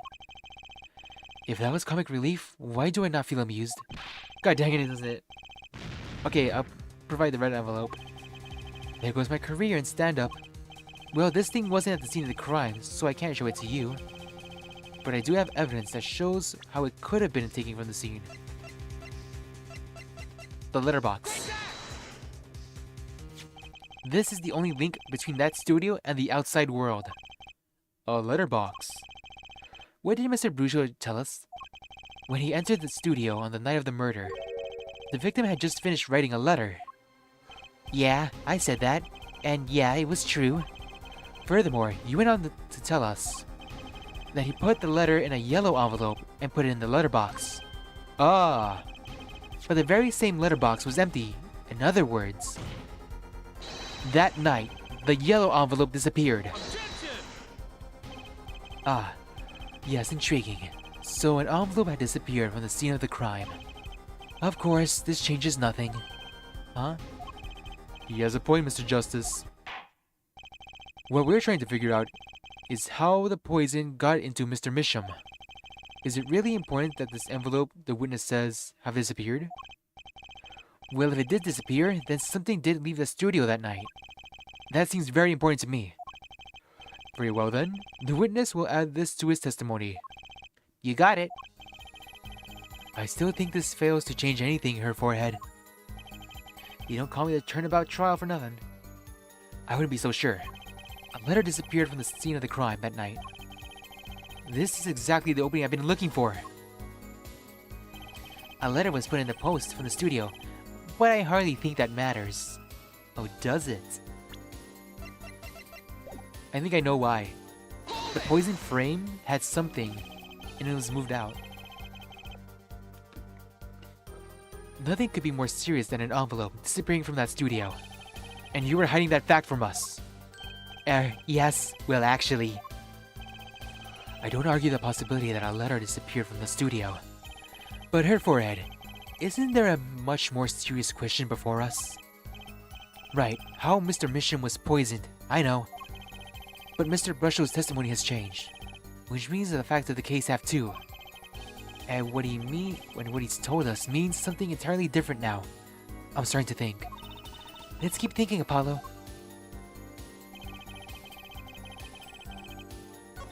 Right here. Okay, I'm gonna present it now. Objection! No? Okay. Ow! Damage. I need healing. The letter was put, but I hardly think it matters. I think that matters a lot. Contains 2 sheets of paper. This one and this one. Sign the papers and send them in an enclosed envelope with the enclosed stamp within 3 days. I need not remind you to speak of this to no one. How about this? Objection! No? It's not that either? I'm swelling bullets. Ah, jeez. That didn't go so well. Okay, I'm about to die. I wonder what happens. Oh man. I'm curious. I want to see what happens when Vera goes to jail. But I don't want to. I don't want to send her to jail.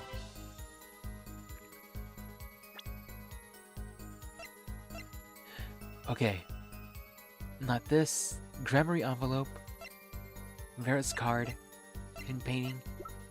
Tiny framed portraits. Landscape. I like this painting.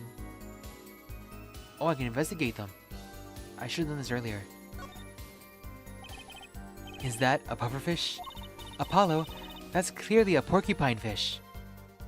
Wait, what? Is there a difference? They're not the same thing. You know what gets me? They got all these needles, right? But what's protecting that soft spot on the lower belly there? Nothing. Unless you remember to keep Trucy away from small round fish. Pufferfish. Porcupine fish. They have different names? This portrait. What is this anyway? No clues here. Really? Nothing?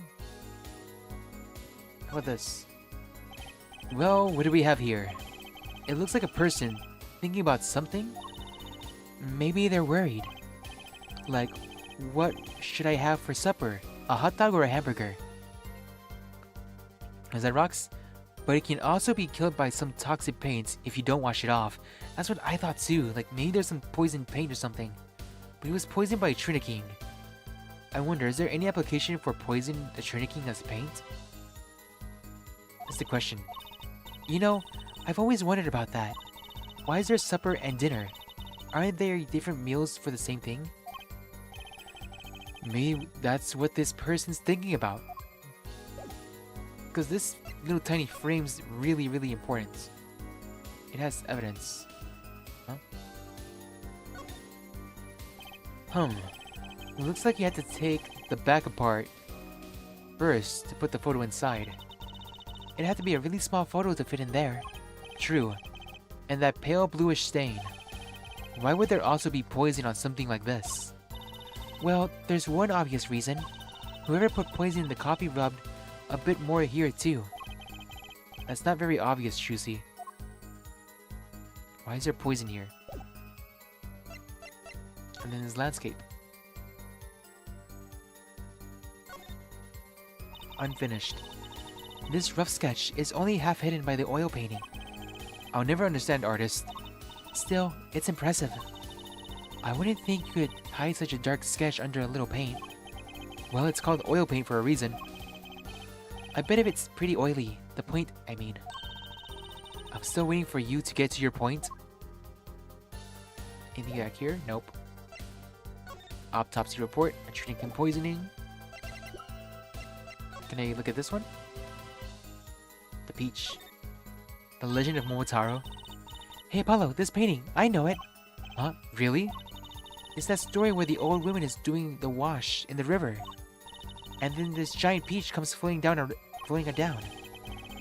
That might possibly be the strangest thing I have ever heard. And then they get a dog, a monkey, and a pheasant.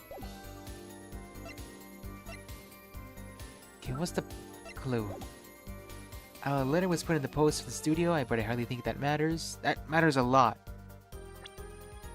I've already presented this. Didn't do anything. I already presented this. Didn't matter. Is that rocks? I'm an artist and I clean my hands when I get done painting. It must be really hard. There's some paints that are harder to wash off than others. Like, if I remember, acrylic is hard to wash off, right?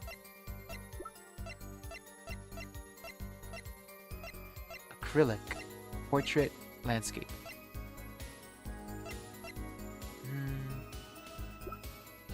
What if I present the envelope again? Okay. That's right. Was that Geraldine? Yeah, Apollo Justice. Let's go Justice. You played none of these games? Oh, you really should. They're so good. But also really good to play blind. Objection! Okay. Wait, is it? Nope, I'm done for. Oh no, Vera's going to jail. I must be on the wrong track. Well, it's good to at least watch one of these. You like Danganronpa, so you think you'd like this? Yeah, it's really good. The character writing is so good with these. Just like the wacky characters in Danganronpa, the characters here are also really funny. That's enough. I see no further to prolong this trial. The defense's case is insufficient to overturn the prosecution's claims. This court finds the defendant Vera Misham guilty. Is there a timeline to these games? It's pretty straightforward. The first game is pretty, like the first game to the last game, it's all in chronological order. There's no prequels or sequels like that. To undergo a regular trial at the High Court within a month's time. Court is adjourned. So it's like a really linear playthrough. Except for the one with Sherlock Holmes. That one's really different, because it's set in way into the past. That's the only outlier. Okay. Story mode. What's the answer? Going back? Hold it! Hold it? You're sure about that? Let's be really precise, blah blah blah. One of those candies could have been poisoned. In the autopsy, I think this is the part where they could have asked him something else. Mr. Justice, if you have some proof... Oh, maybe now I can present the thing. I can prove it now. They told me I was like jumping the gun when I presented the evidence. Is that man holding a toothbrush? Yes, he is. He's brushing his tongue with it, then he's brushing his hair with it, and then brushing his glasses with it. He's a total weirdo. That's the best part of these. All these witnesses and defendants and court cases are all freaking weirdos. Look at this dude. He's a guitarist. He's a rock star and a detective at the same time. All around toothbrush. Of course, Prosecutor, I hope you understand. I'm ready to give you that proof. What did you say? I have proof of the disappearing envelope. I saw him writing a letter. I did. Which was picked up by a mailman, I presume? Of course, which means that envelope had a stamp on it. A stamp? Ah! As we all know, stamps come with a dried glue on the back. I finally get the picture. I don't know which game it was, but I know there's one with a van in one of these games. A van? A van? Oh yeah, then there's some like sub-games. Like the Miles Edgeworth game, which is a lot way different. I haven't played that one. A van. Let me find them. I think there was like a Miles Edgeworth game, but I'm not sure which one that was. In order to use the glue, you have to get it wet by licking the stamp. So there was poison on the stamp and shrinking little thing. No one worth talking to actually licks stamps in this day and age. You're forgetting there's a recluse. He doesn't use technology. Even if you wanted to talk to him, you couldn't. He's dead after all. Okay, so he licked the stamp, but wait. How does that explain the shrinking on the rim of the coffee mug? If he licked the back of the poison stamp, the poison would get on his tongue, yes? What would then happen if he put the coffee mug to his mouth, huh? Those traces on the mug weren't the killer's doing. It was the other way around. What? The coffee mug didn't poison Mr. Misham. Mr. Misham poisoned the coffee mug himself. The coffee mug is irrelevant at this point. Order? Order? But that doesn't... does it? Recall, if you would. A Triniking is a slow-acting poison, yes? The poison entered his body when he put the stamp on the envelope. But his time wasn't up until the very moment he touched his lips to that cup of joe. Apollo's so smart. That's a lawyer for you. He's writing it all down like, yeah, dude, write that story. This is juicy. You have something to add, Mr. Brushel? Zen rocks. Kinda if you leave it for too long, and I think you smell the paint, you will kinda be poisoned. Oh, like it can rot? Poison you like that with the fumes? I know lead poison can be a real thing. I give up, we can't find him. I just know he held wine. Wine. Was there a dude who held wine in any old games? I can't remember. I think... No, who held wine? I can't remember. Uh-oh. His nose is picking up another scent. As I believe I mentioned earlier... You'll find him eventually? Yes. Investigate. Investigate and find out. Well, that's the thing, see? Mr. Masham sat there searching his dress drawer for something. Yes, a stamp. A so-called postage stamp. End quote. But you know, I don't ever seem remembering him ever finding one. Maybe he just ran out. Incidentally, we searched the dress drawer at the scene of the crime. You know, I'm just assuming it was a stamp. Maybe it wasn't a stamp. There were no stamps. Not a single one. The stamp is irrelevant. It doesn't have to be a stamp. That does pose a problem. How will you prove that the stamp was coated with poison? Actually, I'm glad no other stamps were found. It makes proving the stamp he used was poison possible. Is this your first game? No, this is my 4th game, because I played the original trilogy. So this is like the first part of the new trilogy. It's good, it's okay, because finding out about new games is really good thing to do. You get to learn more. They're like really fun story games. You just find around with puzzles. It's like a show. Also, they have an anime too, but not for like the first 3 games in the series have an anime. And there's like the live action version, the live action Ace Attorney, where they just finger point people and then just wind blows. Yeah, there's an anime. It's the first 3. It's like 2 seasons and then another season. No, remember, Ace Attorney is a really old game. Like in the 2004 actually. And then they made it like an anime, I think in around like 2016. Like way later. It's all complete, it even has a dub too. You can probably look up like dub clips out of context, and it'd be really funny. You can't even prove there was a stamp at the scene in the first place. Well, let's hear what the defense has to say. Where's your evidence that proves the existence of this poison stamp? I can present it again. Here we go. The tiny frame. Well, that certainly is a cute little frame. And by little, I mean really little. It was on the victim's desk, Your Honor. Quite empty, as you can see for yourself. Oh yeah, this game has a lineage, history. But the only thing is that they haven't made a new game. No new games.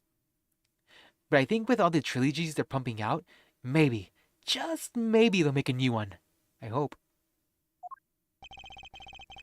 I noticed that during my inspection. So what? Apparently, you weren't so observant as you should have been. You see, when you saw this frame, it was missing something quite important. Missing something? Yes, a pale bluish stain on the inside of the frame. Why are all side lawyers so cool? Yes, lawyers are cool because it's anime lawyers. Danganronpa was content with the last games. Let's see with the new one. Oh yeah, it's gonna be a new one with the last game. So I don't know if a new one would ruin it for me. I think they would be really good to make a new one. But didn't they also make a new? Oh no, I'm thinking of Project Raincode. Instead of making new Danganronpa games, I think they might be focusing on making like new spin-offs or something. A Triniking residue. What? Why wasn't I told about this? You should have done your inspections, man. The frame is only 2 inches square.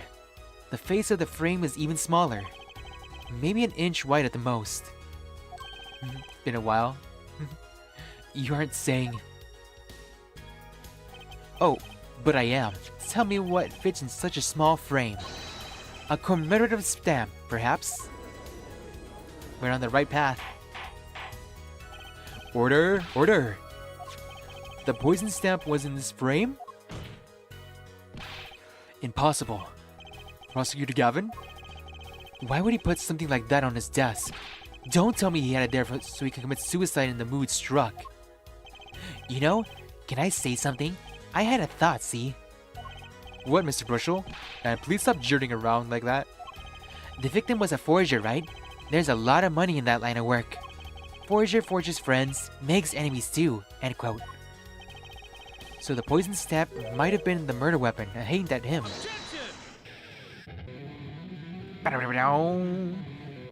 Rock that air guitar, Gavin. Oh, rich, that's rich. Leave the ridiculous flights of fancy to the Gaviner's song lyrics, please. Finally, something we agree on. The stamp was a murder weapon? Nonsense. So, have you ever seen that Seinfeld episode? Murder is a simple business. Who would go to such lengths? No one. Oh, I disagree. Come again? I'm just remembering that episode of Seinfeld where the lady died licking thousands of stamps. Recall, if you would, the victim's reclusive lifestyle. Drew Misham hid from the world. He avoided meetings. His only contact with the outside world was the mail. The mail! Now, if you wanted to kill someone you couldn't meet, but you knew he read letters, a stamp would be the perfect weapon. Ridiculous. Where's your proof? I want proof. Was it? If they do that, they should put clavier. That's an interesting way to go. That is an interesting way to go. Thousands of letters. Sorry, lady. You don't get to murder your husband anymore. Oh, that's right. She was one of the side characters' fiance, and he didn't want to become married or something, and then she died. Most convenient way to get out of a marriage. Oh man. Oh, did he want to get married? I don't remember. Show us evidence that this poison stamp was sent to him as a murder weapon. Oh, I may not have evidence, per se, but things are finally starting to come together. What is it, Apollo? Your fists are trembling. I think I know what happened. I don't believe it, but I can see it. I think I know how Mr. Mission was killed. Well, fill us in, Mr. Justice. A certain piece of evidence points to the truth, Your Honor. I can show you how someone with intent to kill sent Mr. Mission the stamp of death. I'm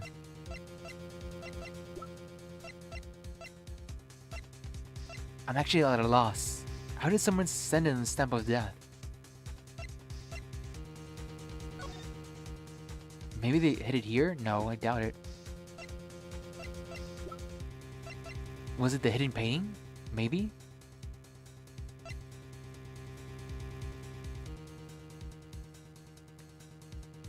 Maybe it was this red envelope? Because it was opened. This. Yeah, it's the red envelope. Because it says, make sure it's on it. Isn't this the envelope, the one from 7 years ago? Think about it. The text on the letter again. There were 2 pages in the envelope. This page 1.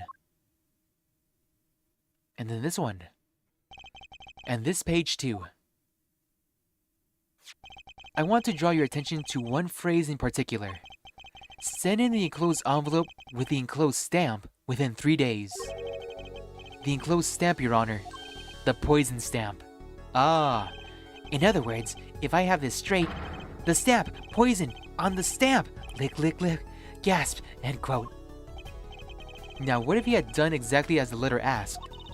He would sign the document, put it in the envelope, and then put the stamp on it, right? Then he'd put it in the letterbox. 15 minutes wouldn't have elapsed between affixing the stamp and mailing the letter.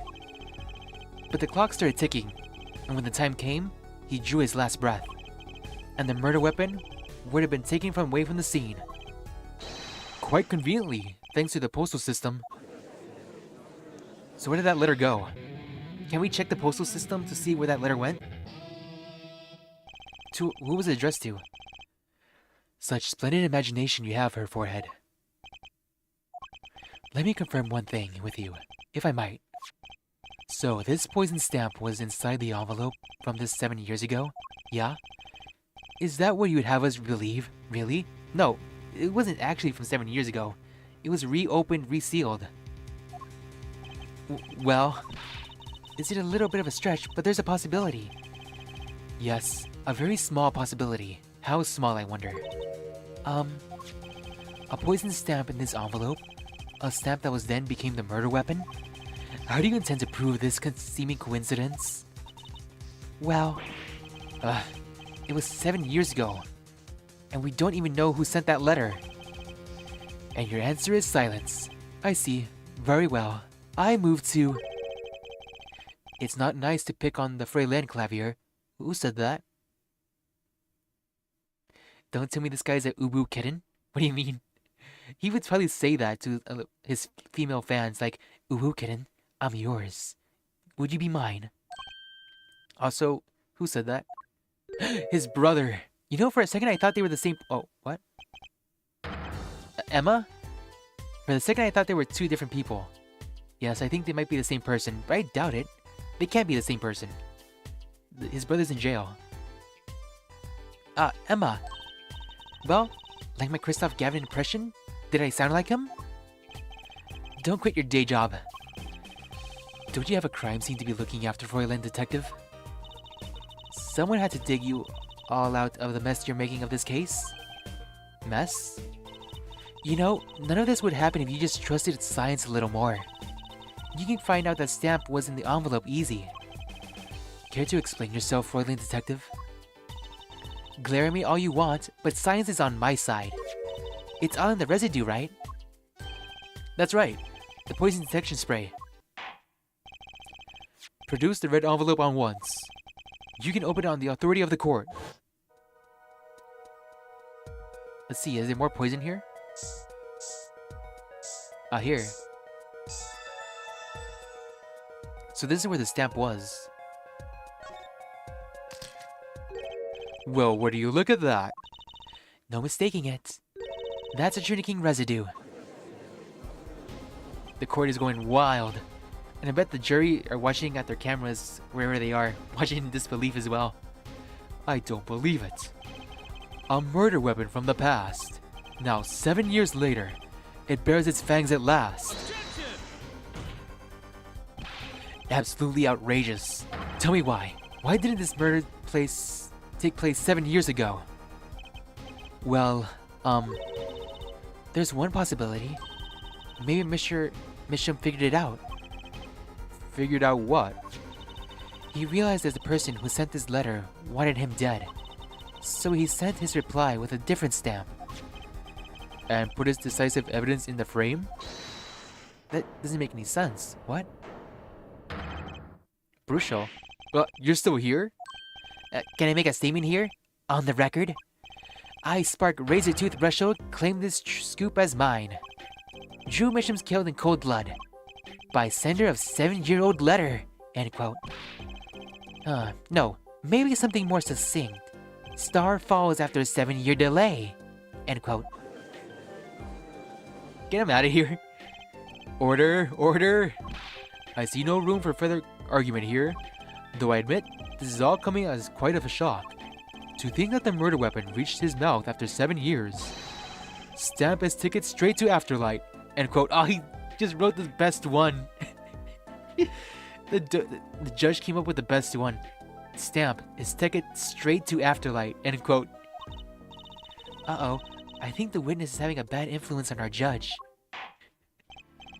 I see no further debate on this matter.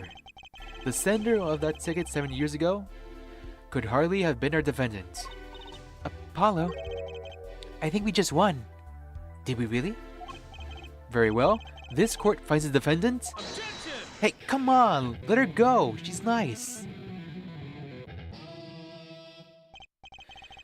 Is this the bright future of our legal system? Prosecutor, Gavin? A ticket to the afterlife from 7 years ago. A ticket to where the Gaviner show are invalid after 2 weeks. But it doesn't make sense any other way. It boggles my mind that so many people haven't noticed this. There's a fatal contradiction in Air 4-Head's claim. A contradiction? A poison stamp was placed in this envelope 7 years ago. Whereupon it was framed, until now. If that's the case, then why would Drew Misham have done it what he did? Emma explained that he must have realized it was poisoned. There lies the rub. 7 years ago, the forger Drew Misham sensed the trap and put the stamp in the frame. I do not debate this. But this begs the question, why 7 years later did he use the stamp on the night of the murder? It makes no sense when you think about it. Surely, you don't mean to suggest Mr. Misham simply forgot? He put the murder weapon in the frame on his desk for 7 years and forgot? He would have gotten rid of it. You expect us to believe he sprang the trap on himself? He is an old man. You gonna go lurk and do homework? Yes, do your homework. Don't forget to do homework. I know I've had days where I did not do homework and it would have been really bad. Right, I appreciate lurkers too. You have a good one, okay? Well, I admit, this is all quite shocking myself. It does seem highly unlikely that he would fall afoul of the trap that had been sitting on his desk for 7 years. Apollo, I don't think we're winning anymore. I'm glad to see we're all back in the real world now. Welcome back to reality. We've been waiting for you. Objection! Smug. Well then how do you explain the poison stamp that was in the envelope? The poison stamp? Where exactly is this poison stamp again? Have you brought it to the court for us? The residue was there. It was on the paper. It was on the thing. It has a trinity. It all makes sense. I returned with quesadillas. Oh, quesadillas. I love quesadillas. Just cheese ones though. I see no proof that such a thing ever existed. Objection! What about the Trinity residue, huh? Oh, I agree. That does seem to be a Trinity residue. But her forehead, it's certainly no stamp. Yeah, but even if your precious poison stamp did exist, Drew Mission would have never have used it. That is all. Damn bastard, just being all logical and stuff. I believe we come to a conclusion again. Come on, Judge, you're about to get her off. She's gonna be scot-free. Apollo, were we wrong the whole time? No, we're not wrong. We're on the right track. We just need to figure it out. I can't believe it. The poison traces match up. It can't be a coincidence. I'd like to bring some closure to this issue sometime this year. Mr. Justice. Yes, Your Honor? Let's review the facts and see where we stand. 7 years ago, Drew Mission received a red envelope. There were traces of the poison and trinakine on the document inside that envelope. A similar trace was also found on the crime scene, on this tiny picture frame. The defense has indicated the possibility of a yellow envelope, an envelope that left the scene of the crime with the poison stamp on it. Yes, but even if this envelope contained a poison stamp, and Drew Misham, knowing this, put it in the frame, he never would have used the stamp. Mr. Birch kind of looks like this. He looks like that emote, actually. I'm a journalist, so I write things. Oh, actually. Wait, see if we can do the accent. Actually. I'm afraid you're right. Which means there is a fatal flaw in the defense's case. I haven't been on the wrong track this whole time. I'm sure of it. The traces of a trinity, the envelope, the frame, and Drew Misham's mysterious death. They're all connected somehow. Well, Mr. Justice, do you have a conclusion for us? The defense stands by its case, Your Honor. We've seen that the logical outcome of this evidence makes no sense, which means that the one clue must be our fake. A fake clue? Fascinating. And we find this fake. Your wild fantasies will be proven quite reasonable, yeah? The fake clue that's thrown us off on this poison trail is none other than... the frame? The envelope?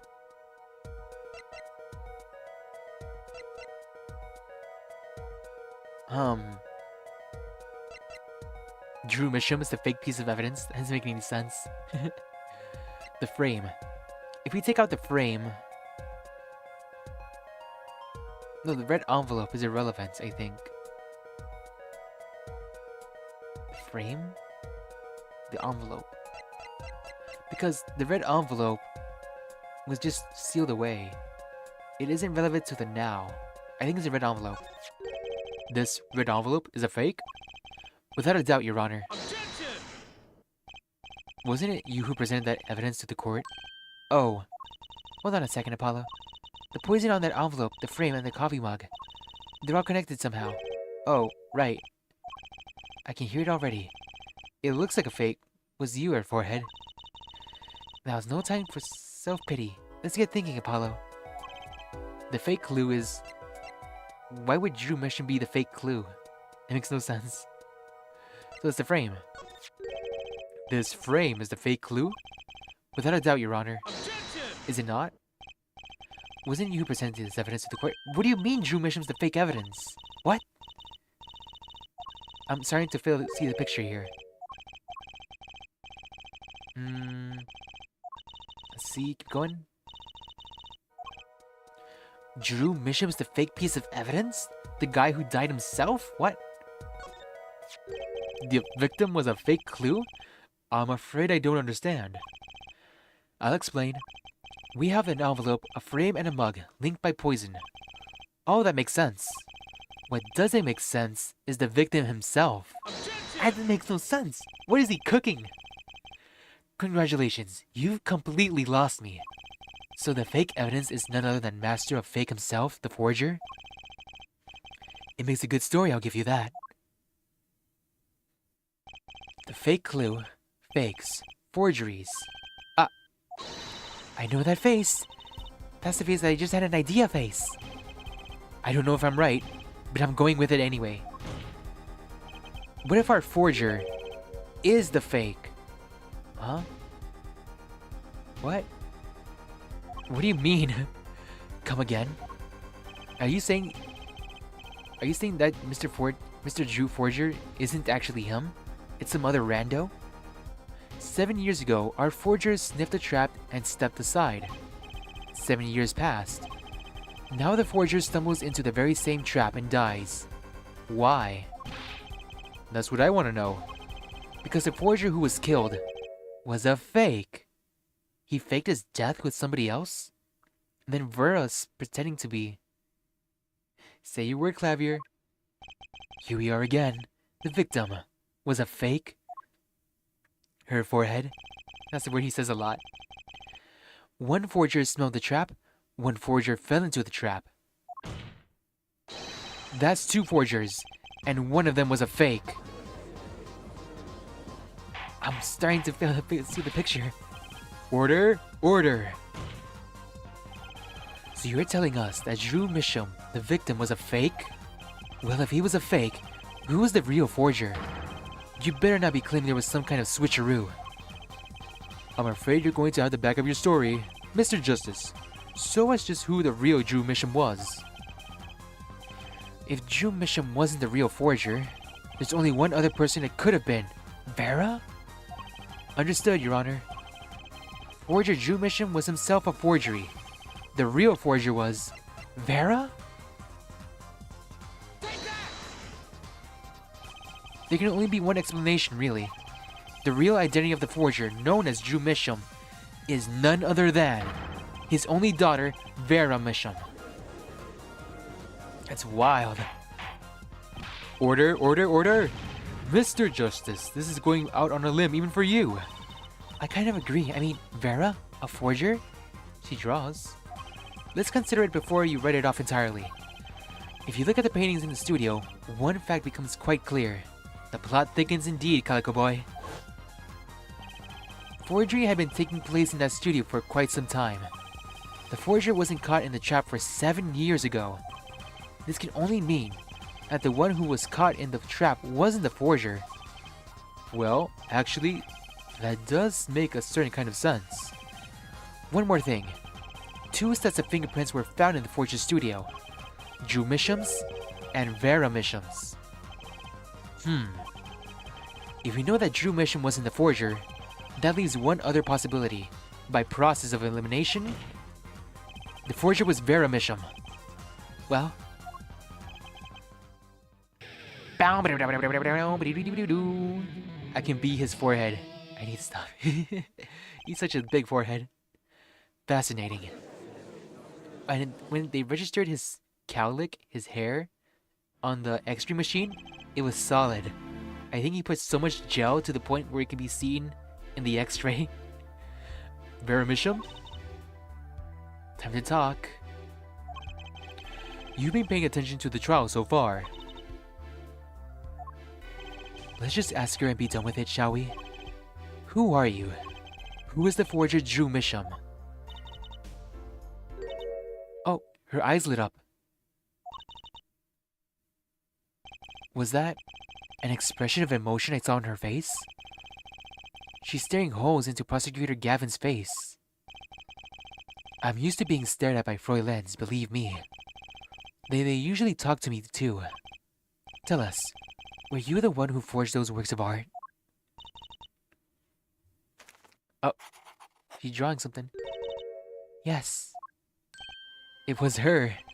So, the forger Drew Misham was you? Yes, it was me. What? What?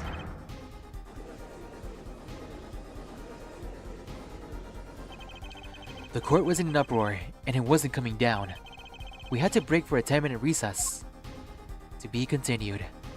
Now! I still got around like an hour or so. We can do a bit more. Let's go. Turnabout succession. Continue? Yes. Alright, Vera. So you're not the murderer, but you are a forger.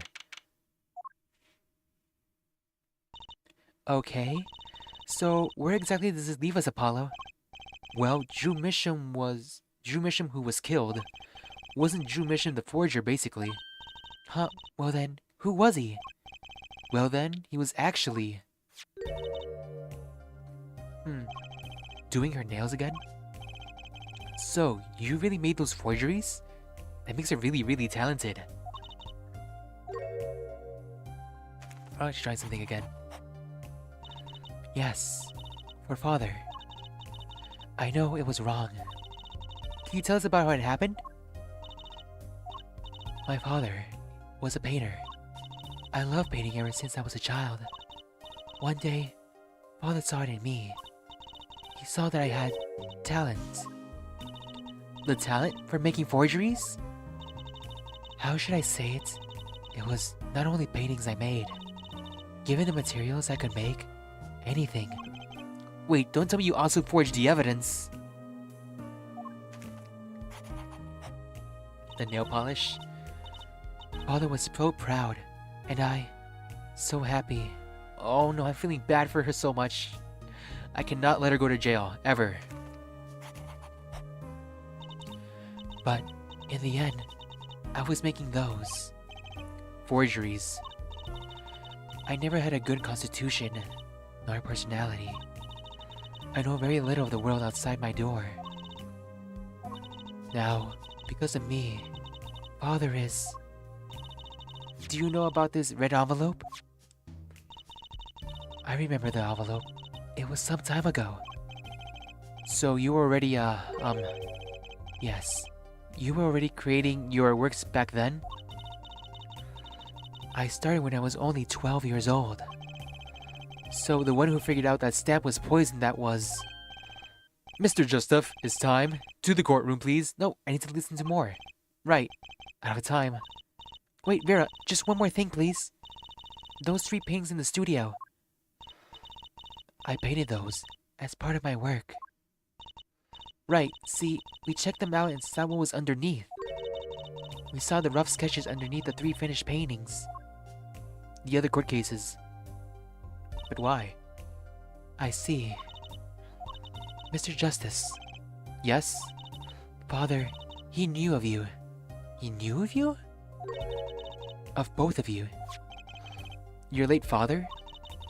He was watching, gathering information. All about the Right Co. and law offices. But lately we're not doing just law. Yes, you do tricks, gags and amuse, and play piano. Well, they're not really gags. Yet, when Father heard that you had resumed the legal business, how pleased he was. Pleased? Who was Mr. Misham? How am I supposed to not know? I'm supposed to know. What if he was Daddy's daddy? Judging from the relative ages involved, I'd say it's highly unlikely.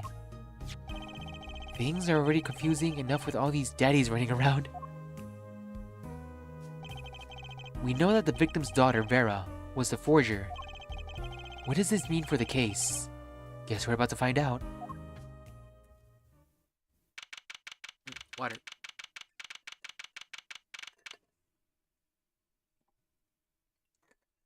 Oh, believe me. Daddy issues and Ace Attorney go together like bread and butter. If you want to talk about the person with the biggest daddy issues, you just look at Edgeworth. The entire, end of the first game was about this Omega Big Daddy issue. And then, I guess in the second game, the lady prosecutor also had daddy issues. Oh, man. And, let's see, the third game, it was more of a mommy issue thing. Damn. I wonder who Apollo's parents are. For real, for real. Vera seems pretty tense. She's practically chewing her fingernails clean off. Relatable. Perhaps you could begin by telling us how it all worked. How did you set up this Drew Misham forger persona? Oh, she's kinda nervous. There's that stare again. She's drilling more holes into his head. I know it's hard for you, but hey, he's a handsome guy.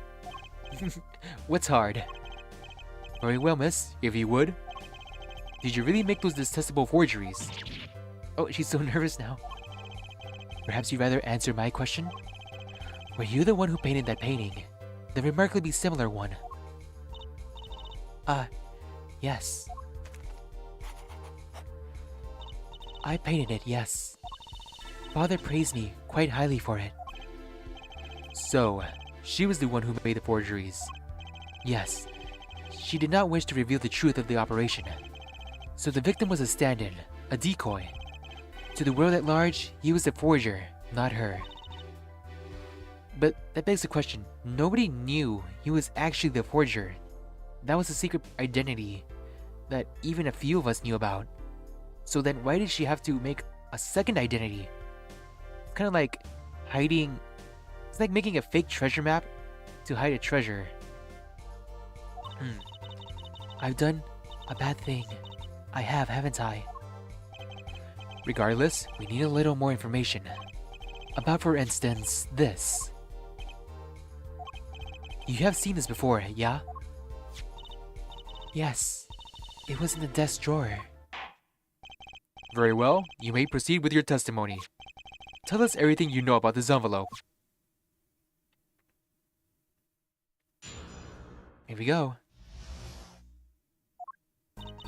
I created things, and Father sold them.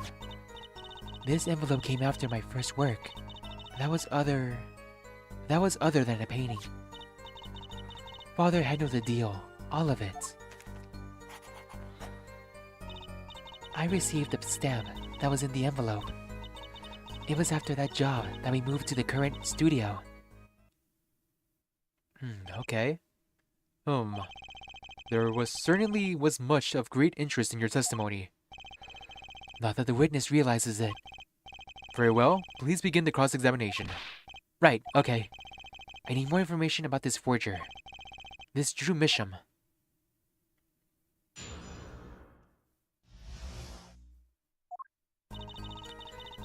I created things, Father sold them, that's okay. This envelope came after the first work that was other than the painting.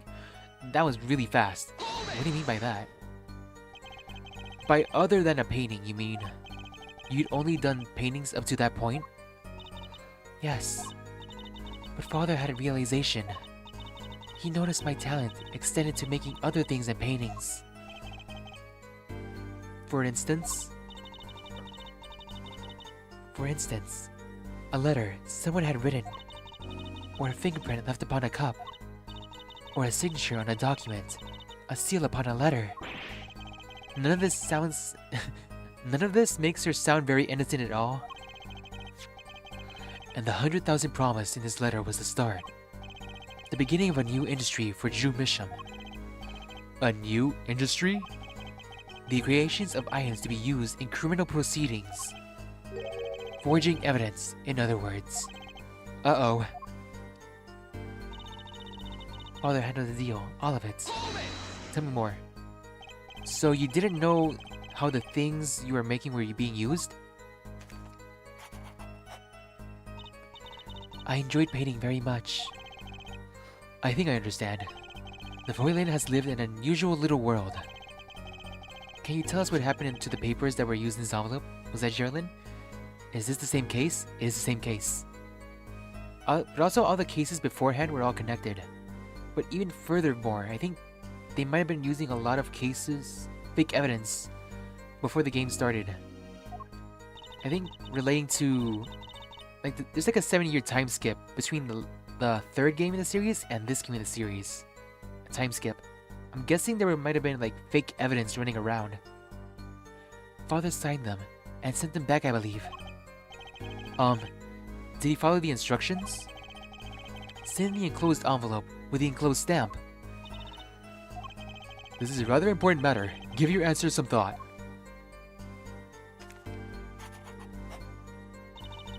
I received the stamp that was in the envelope. You drew that from memory, didn't you? I think she has a really good memory. What do you mean you received it? Did I do something wrong? You didn't use that stamp because it was dangerous, correct? Deadly poison on the back at Trinakeen. A moment in her forehead.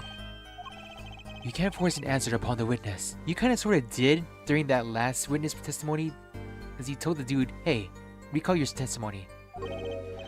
Now then, perhaps you would tell me, Fräulein Vera, why did you receive this stamp? Oh, she's staring right at him. Is something wrong? It was beautiful. You mean it was one of the commemorative stamps? Yes, I think it was.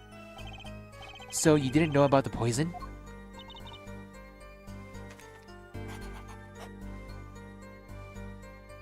Nope, she didn't know. Guess not.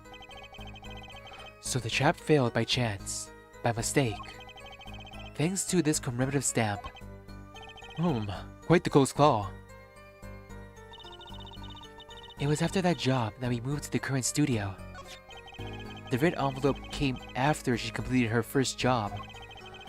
That makes it a letter from a client, whoever wanted a forgery made. And since they were, witnesses of the forged evidence, they probably want them dead. So the question becomes, which case did you make this evidence for? Apollo? We're close. We just have to piece together the parts. A deadly weapon in a red envelope, and the path that it took to take Drew Misham's life. I created things and father sold them. Okay, came after my first work, that was the other than painting. Father handed a deal of it. I received the stamp that was on the envelope.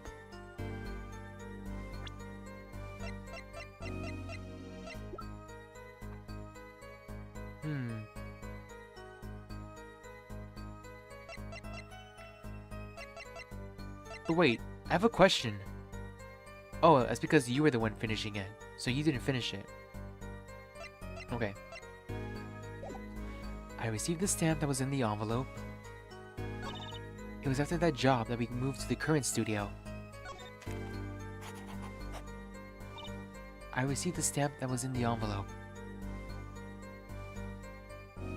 But wait. I need to see that one more time. What do you mean you received it? Did I do something wrong? You didn't use the stamp because it's dangerous, correct? Deadly poison on the back or tricking? But wait. It's wondering. The instructions on the letter clearly said to use it, but you didn't use it.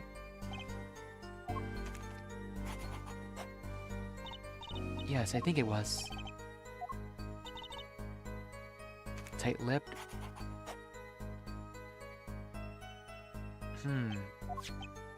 So the trap failed by chance, by mistake. Thanks to this commemorative stamp. No, that doesn't make any sense. The instructions clearly said to use this stamp. And the fact that they moved to a new studio is intentional. Okay, I think I got the... Containing sushi's... That's not it? Okay.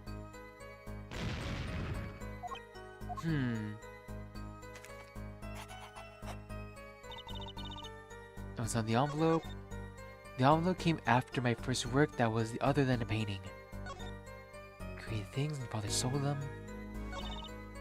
Came after my first work that was other than a painting. Managed a deal, all of it. What's the contradiction here?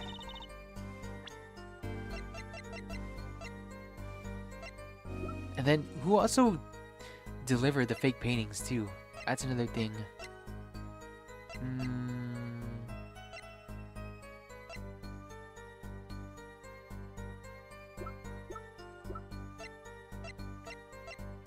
What should I present? Oh yeah, I never investigated this business card, did I? Verimisham. What a pretty business card. It looks like a postcard almost. And in the back, just her name. That second really low. See. Wait, 5,000, 4,000, 3,000, 24,000? 25,000? It's good. It's stable again. Nice. Maybe because I'm streaming to different platforms, it kind of makes it weaker. Something to keep in mind.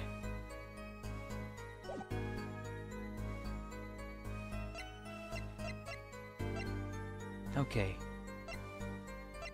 Red envelope, letterbox. Oh, yes, we're back. OBS must be really pumping hard right now. Because I'm streaming to multiple platforms. YouTube, Twitch, Kick. I'm just like, let's just have the stream launched to everything. What if I just do a TikTok stream as well? Just like, hey, just leave it open there. Let's see. What could the next piece of evidence be?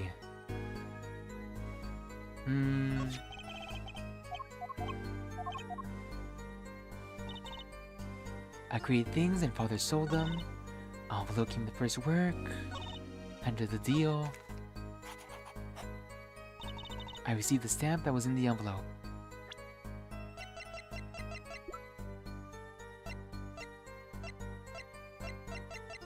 What could it be?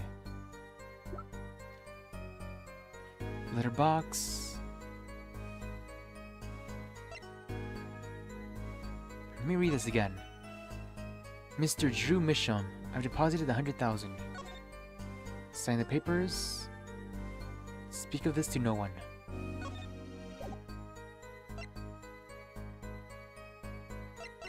I received the stamp that was in the envelope. I already presented this and it wasn't that. I already presented this and it wasn't that. Well, actually, did I present this? I don't think I have. Objection! Nope. Okay, what did it be? What did it be? What did it be? What did it be?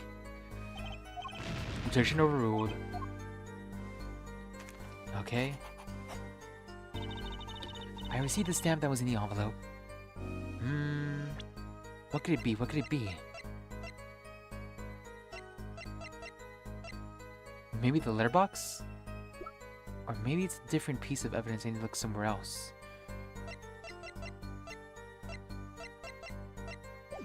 Maybe it's not here. Father handled the deal, all of it. Did he actually? Because you're not the one. Red envelope. Objection! No? Okay, I see. Handled the deal, all of it. Okay. Father handled the deal, all of it. The envelope came after my first work. That was other than a painting. I created things and Father sold them. Envelope came after my first work. Father handled the deal. It was after that job that we moved to the current studio. But why? Like, these pieces of evidence don't really mean anything. Except this one, and this one. Right? These are the 3 pieces of evidence I have. Found in the victim's drawer contains 2 sheets of writing. Drew Misham's contact with the outside world. Wait, I haven't investigated this. There's nothing here. The drawing?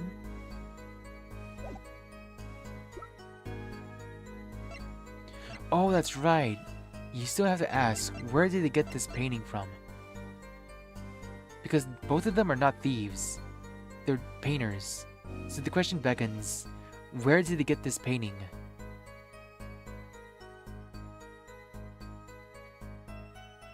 Yeah, you're right.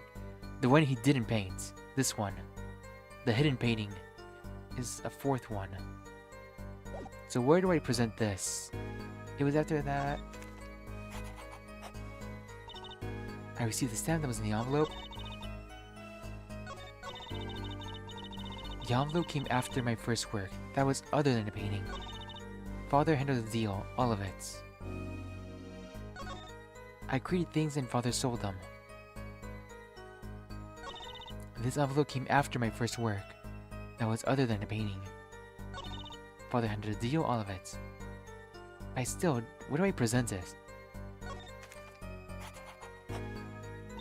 I received the stamp that was in the envelope.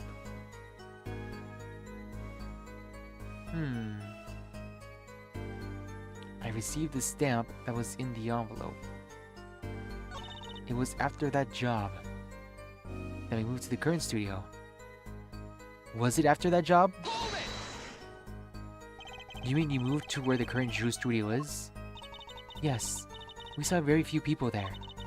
I began drawing picture books. The single job had tied them to the criminal underworld. I think Mr. Misham wished to reduce his visibility in the world at large. Then we had to meet someone for a reason. Father posed as the creator of the work. So that was the real essence, the artist Drew Misham. You did the work and supplied the face. Came after doing her first job. That makes it a letter from her client, whoever wanted a forgery made.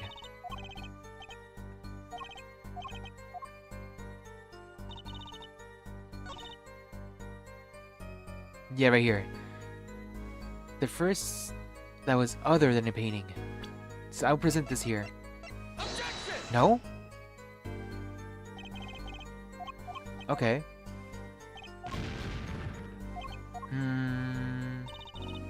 Okay, I'm sweating bullets now. I'm about to die. You know, this is kind of weird. Because she doesn't tell me the truth. She goes to jail. So you should just give me what I want. Right, Vera?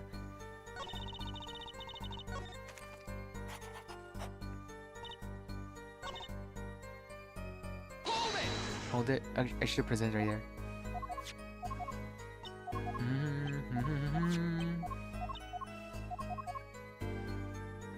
Go here, here, here. The last one. Present the painting. No? Oh boy. Done for. Youch. Bong bong. You know what's really cool about the judge? Because Ace Attorney, actually, Phoenix Wright, is in Marvel vs. Capcom 3 as a fighter. You can play as Phoenix Wright and Maya. And they're like a top tier fighting game character. And one of the supers he does is the judge throwing down the gavel in everyone on the stage. Man, I would really... Yeah, oh no. Look at him. You know, when they were revealing Smash Fighters for like DLC, I was kind of hoping Ace would be able to get in there. Let's see here. It would have been so funny. A lawyer for Smash. Oh, the very first one? These things you were making were... You mean the paintings identical to other paintings, right? The closer they were, the happier father was. I was happy too. Still, you're quite young now. When did you begin your work? My first painting was when I was 12.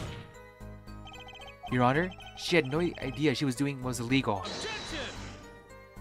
He's Santa. He does look like Santa with that beard. He just needs to wear red. Easy there, little attorney. You're not here to defend her for the crime of forgery. True. Please tell us more about this envelope. This envelope that may very well kill your father. Alright. So, you really didn't know anything, did you? You had no idea how much danger you were in.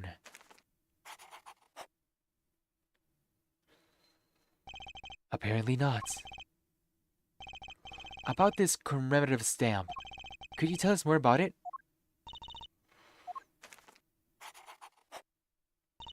It was very pretty, and more than that. Yes? It was a picture of people I liked at the time. People that you liked? This is something new. So, who was it on the stamp? Apparently we got some cross-examination yet ahead of us. If you will be so kind as to continue your testimony, Fräulein.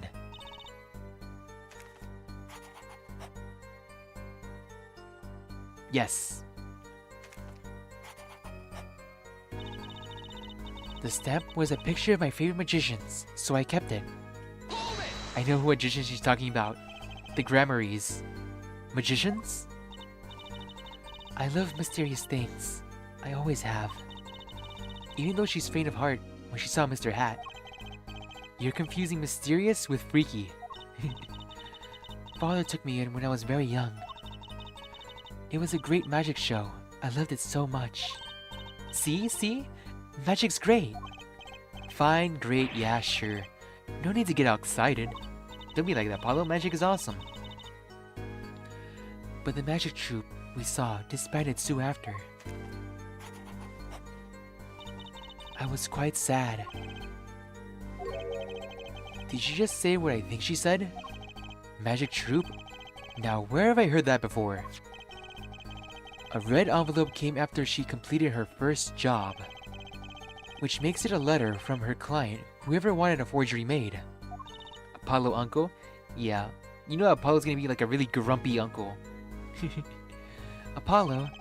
We're close. We just have to piece together the parts. You mean Tracy? Oh, you mean Tracy? A deadly weapon and a red envelope. And the path it took to take Drew Misham's life. I created things, and Father sold them. So tell me more about these magicians. The stamp was my favorite magician, so I kept it.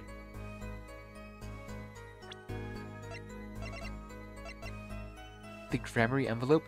Wait, what do I present now? Do I open the Grammarly envelope? Do not open it until the right time. Is it now? No clues here. What's his signature right here? Ah, looky here. A handwritten signature. It says... I can't read it. I can't read cursive either. That seems odd to me. I mean, isn't the signature intended to show ownership? What's the use if no one can read it? Is it enough if you can read your own? Oh, I never thought of it that way.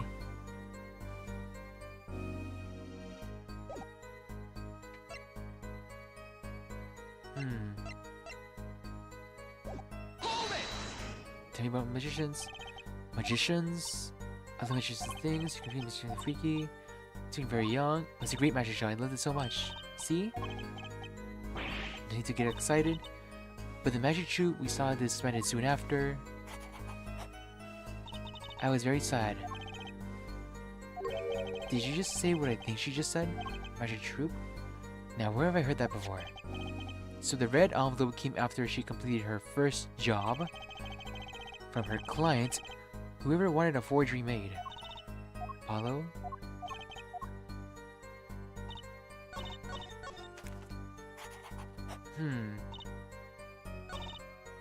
Okay, I present the ticket. Magic show ticket. Objection! Ah. Those magicians you like. Was it one of this bunch? Well, I bet she's excited to see it. That's excited she gets. Apollo, they're not a bunch. I see. Still, I have to wonder. Why include a commemorative stamp like that in a business letter? Good question. Well, pretty stamps are always better, and you can't beat true grammarly. But the whole murder plan was a failure because of it. Ironically, don't you think, Prosecutor Gavin? Why is he looking all nervous? Prosecutor Gavin? Grammarly? What's wrong with Gavin? Might I ask just one question of this witness? In your testimony just now, you stated this was your father's first work that was other than a painting. Please tell me, what exactly did you make? Can I ask why? No, just answer the question, now! Wait, don't scream at her. Screw you, Gavin. Prosecutor Gavin, you're usually not the one whose volume concerns me. Yes, it is unbecoming of me, I apologize. But I must know, please, Miss Misham, tell me. Don't scare her. It was a book. A single page in a book. A book. Please, be more specific. It was a handwritten book, like a diary. I see the picture now. So, no, I don't know. I think he gets it. Because before the game started, Phoenix Wright lost the case because of fake evidence. So I'm guessing Gavin's realizing that the only reason he won the case was because false evidence was used. His pride just took a hit. Sorry, Gavin, you're a sham of a detective. What's wrong with Prosecutor Gavin? He looks like he just saw a ghost. Miss Misham, this book. Was there a picture of a silk hat on the back cover? Yes or no? How did you know? Prosecutor Gavin, the defense is answering all of your questions. Stop badgering her. He told you nothing, has he? You're soiled, silly mentored. Nothing. Huh? Silly who? Phoenix Wright? Who else? Daddy? He never told you about the trial 7 years ago? About how he came to lose his attorney's badge? It was a certain piece of evidence that decided his fate, you know. A certain diary. On the back it bore the mark of a silk hat. What? Phoenix Wright, tossed out of the profession by false evidence. And the forger who made that evidence Is this girl standing right in front of me? Vera, you must tell us. The evidence that you made in this trial 7 years ago. Who asked Drew Misham, you, to forge the evidence? For all of our sakes, who was it?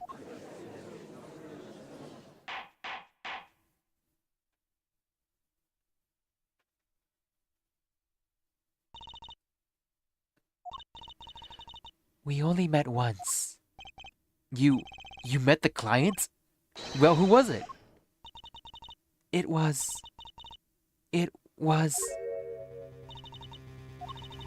What's going on with Vera? She's staring at Prosecutor Gavin's face. Oh! It was your brother. Yes, what? Is there something about me? I remember clearly. I remember who gave me the book. The diary. Who was it? Wait, what's wrong? Vera? Vera?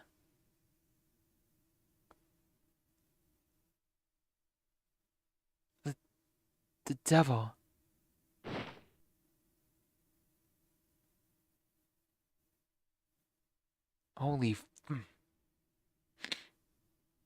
The defendant Vera Misha, condition unconscious. Examiner's diagnosis? Acute nicotine poisoning? No, she can't die.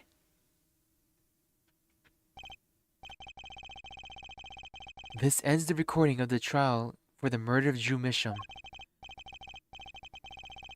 Vera Misham was, during the trial, poisoned by an unknown assailant. The dosage was just under the lethal amount, sparing the defendant's life. That's close.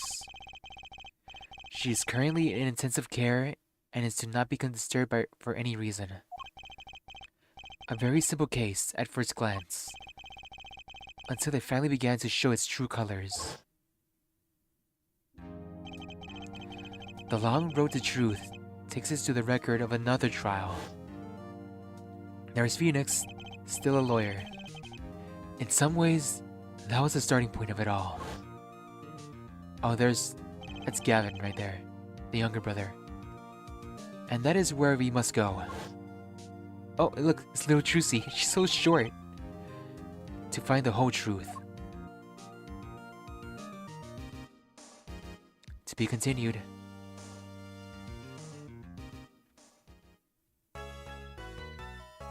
Save your current progress? Yes.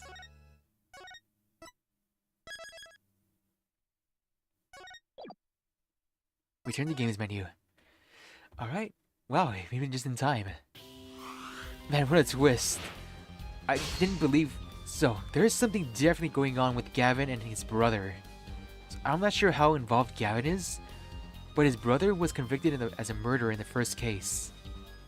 So I have to ask, what exactly happened between a case 7 years ago involving the magicians? There's a really big picture going on, and spanning with all the cases as well. The first, second, and third case. Well, I hope Vera's okay. I don't want her to die. Okay, thank you all for watching the stream. This has been Sax Archicross, your Faded Woods Bureau head of CEO. I do many things. Not really.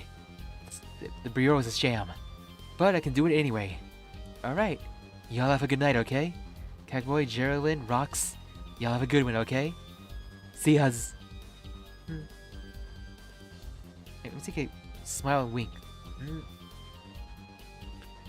I think that's it, right? Yeah, that's good. Well, see yas.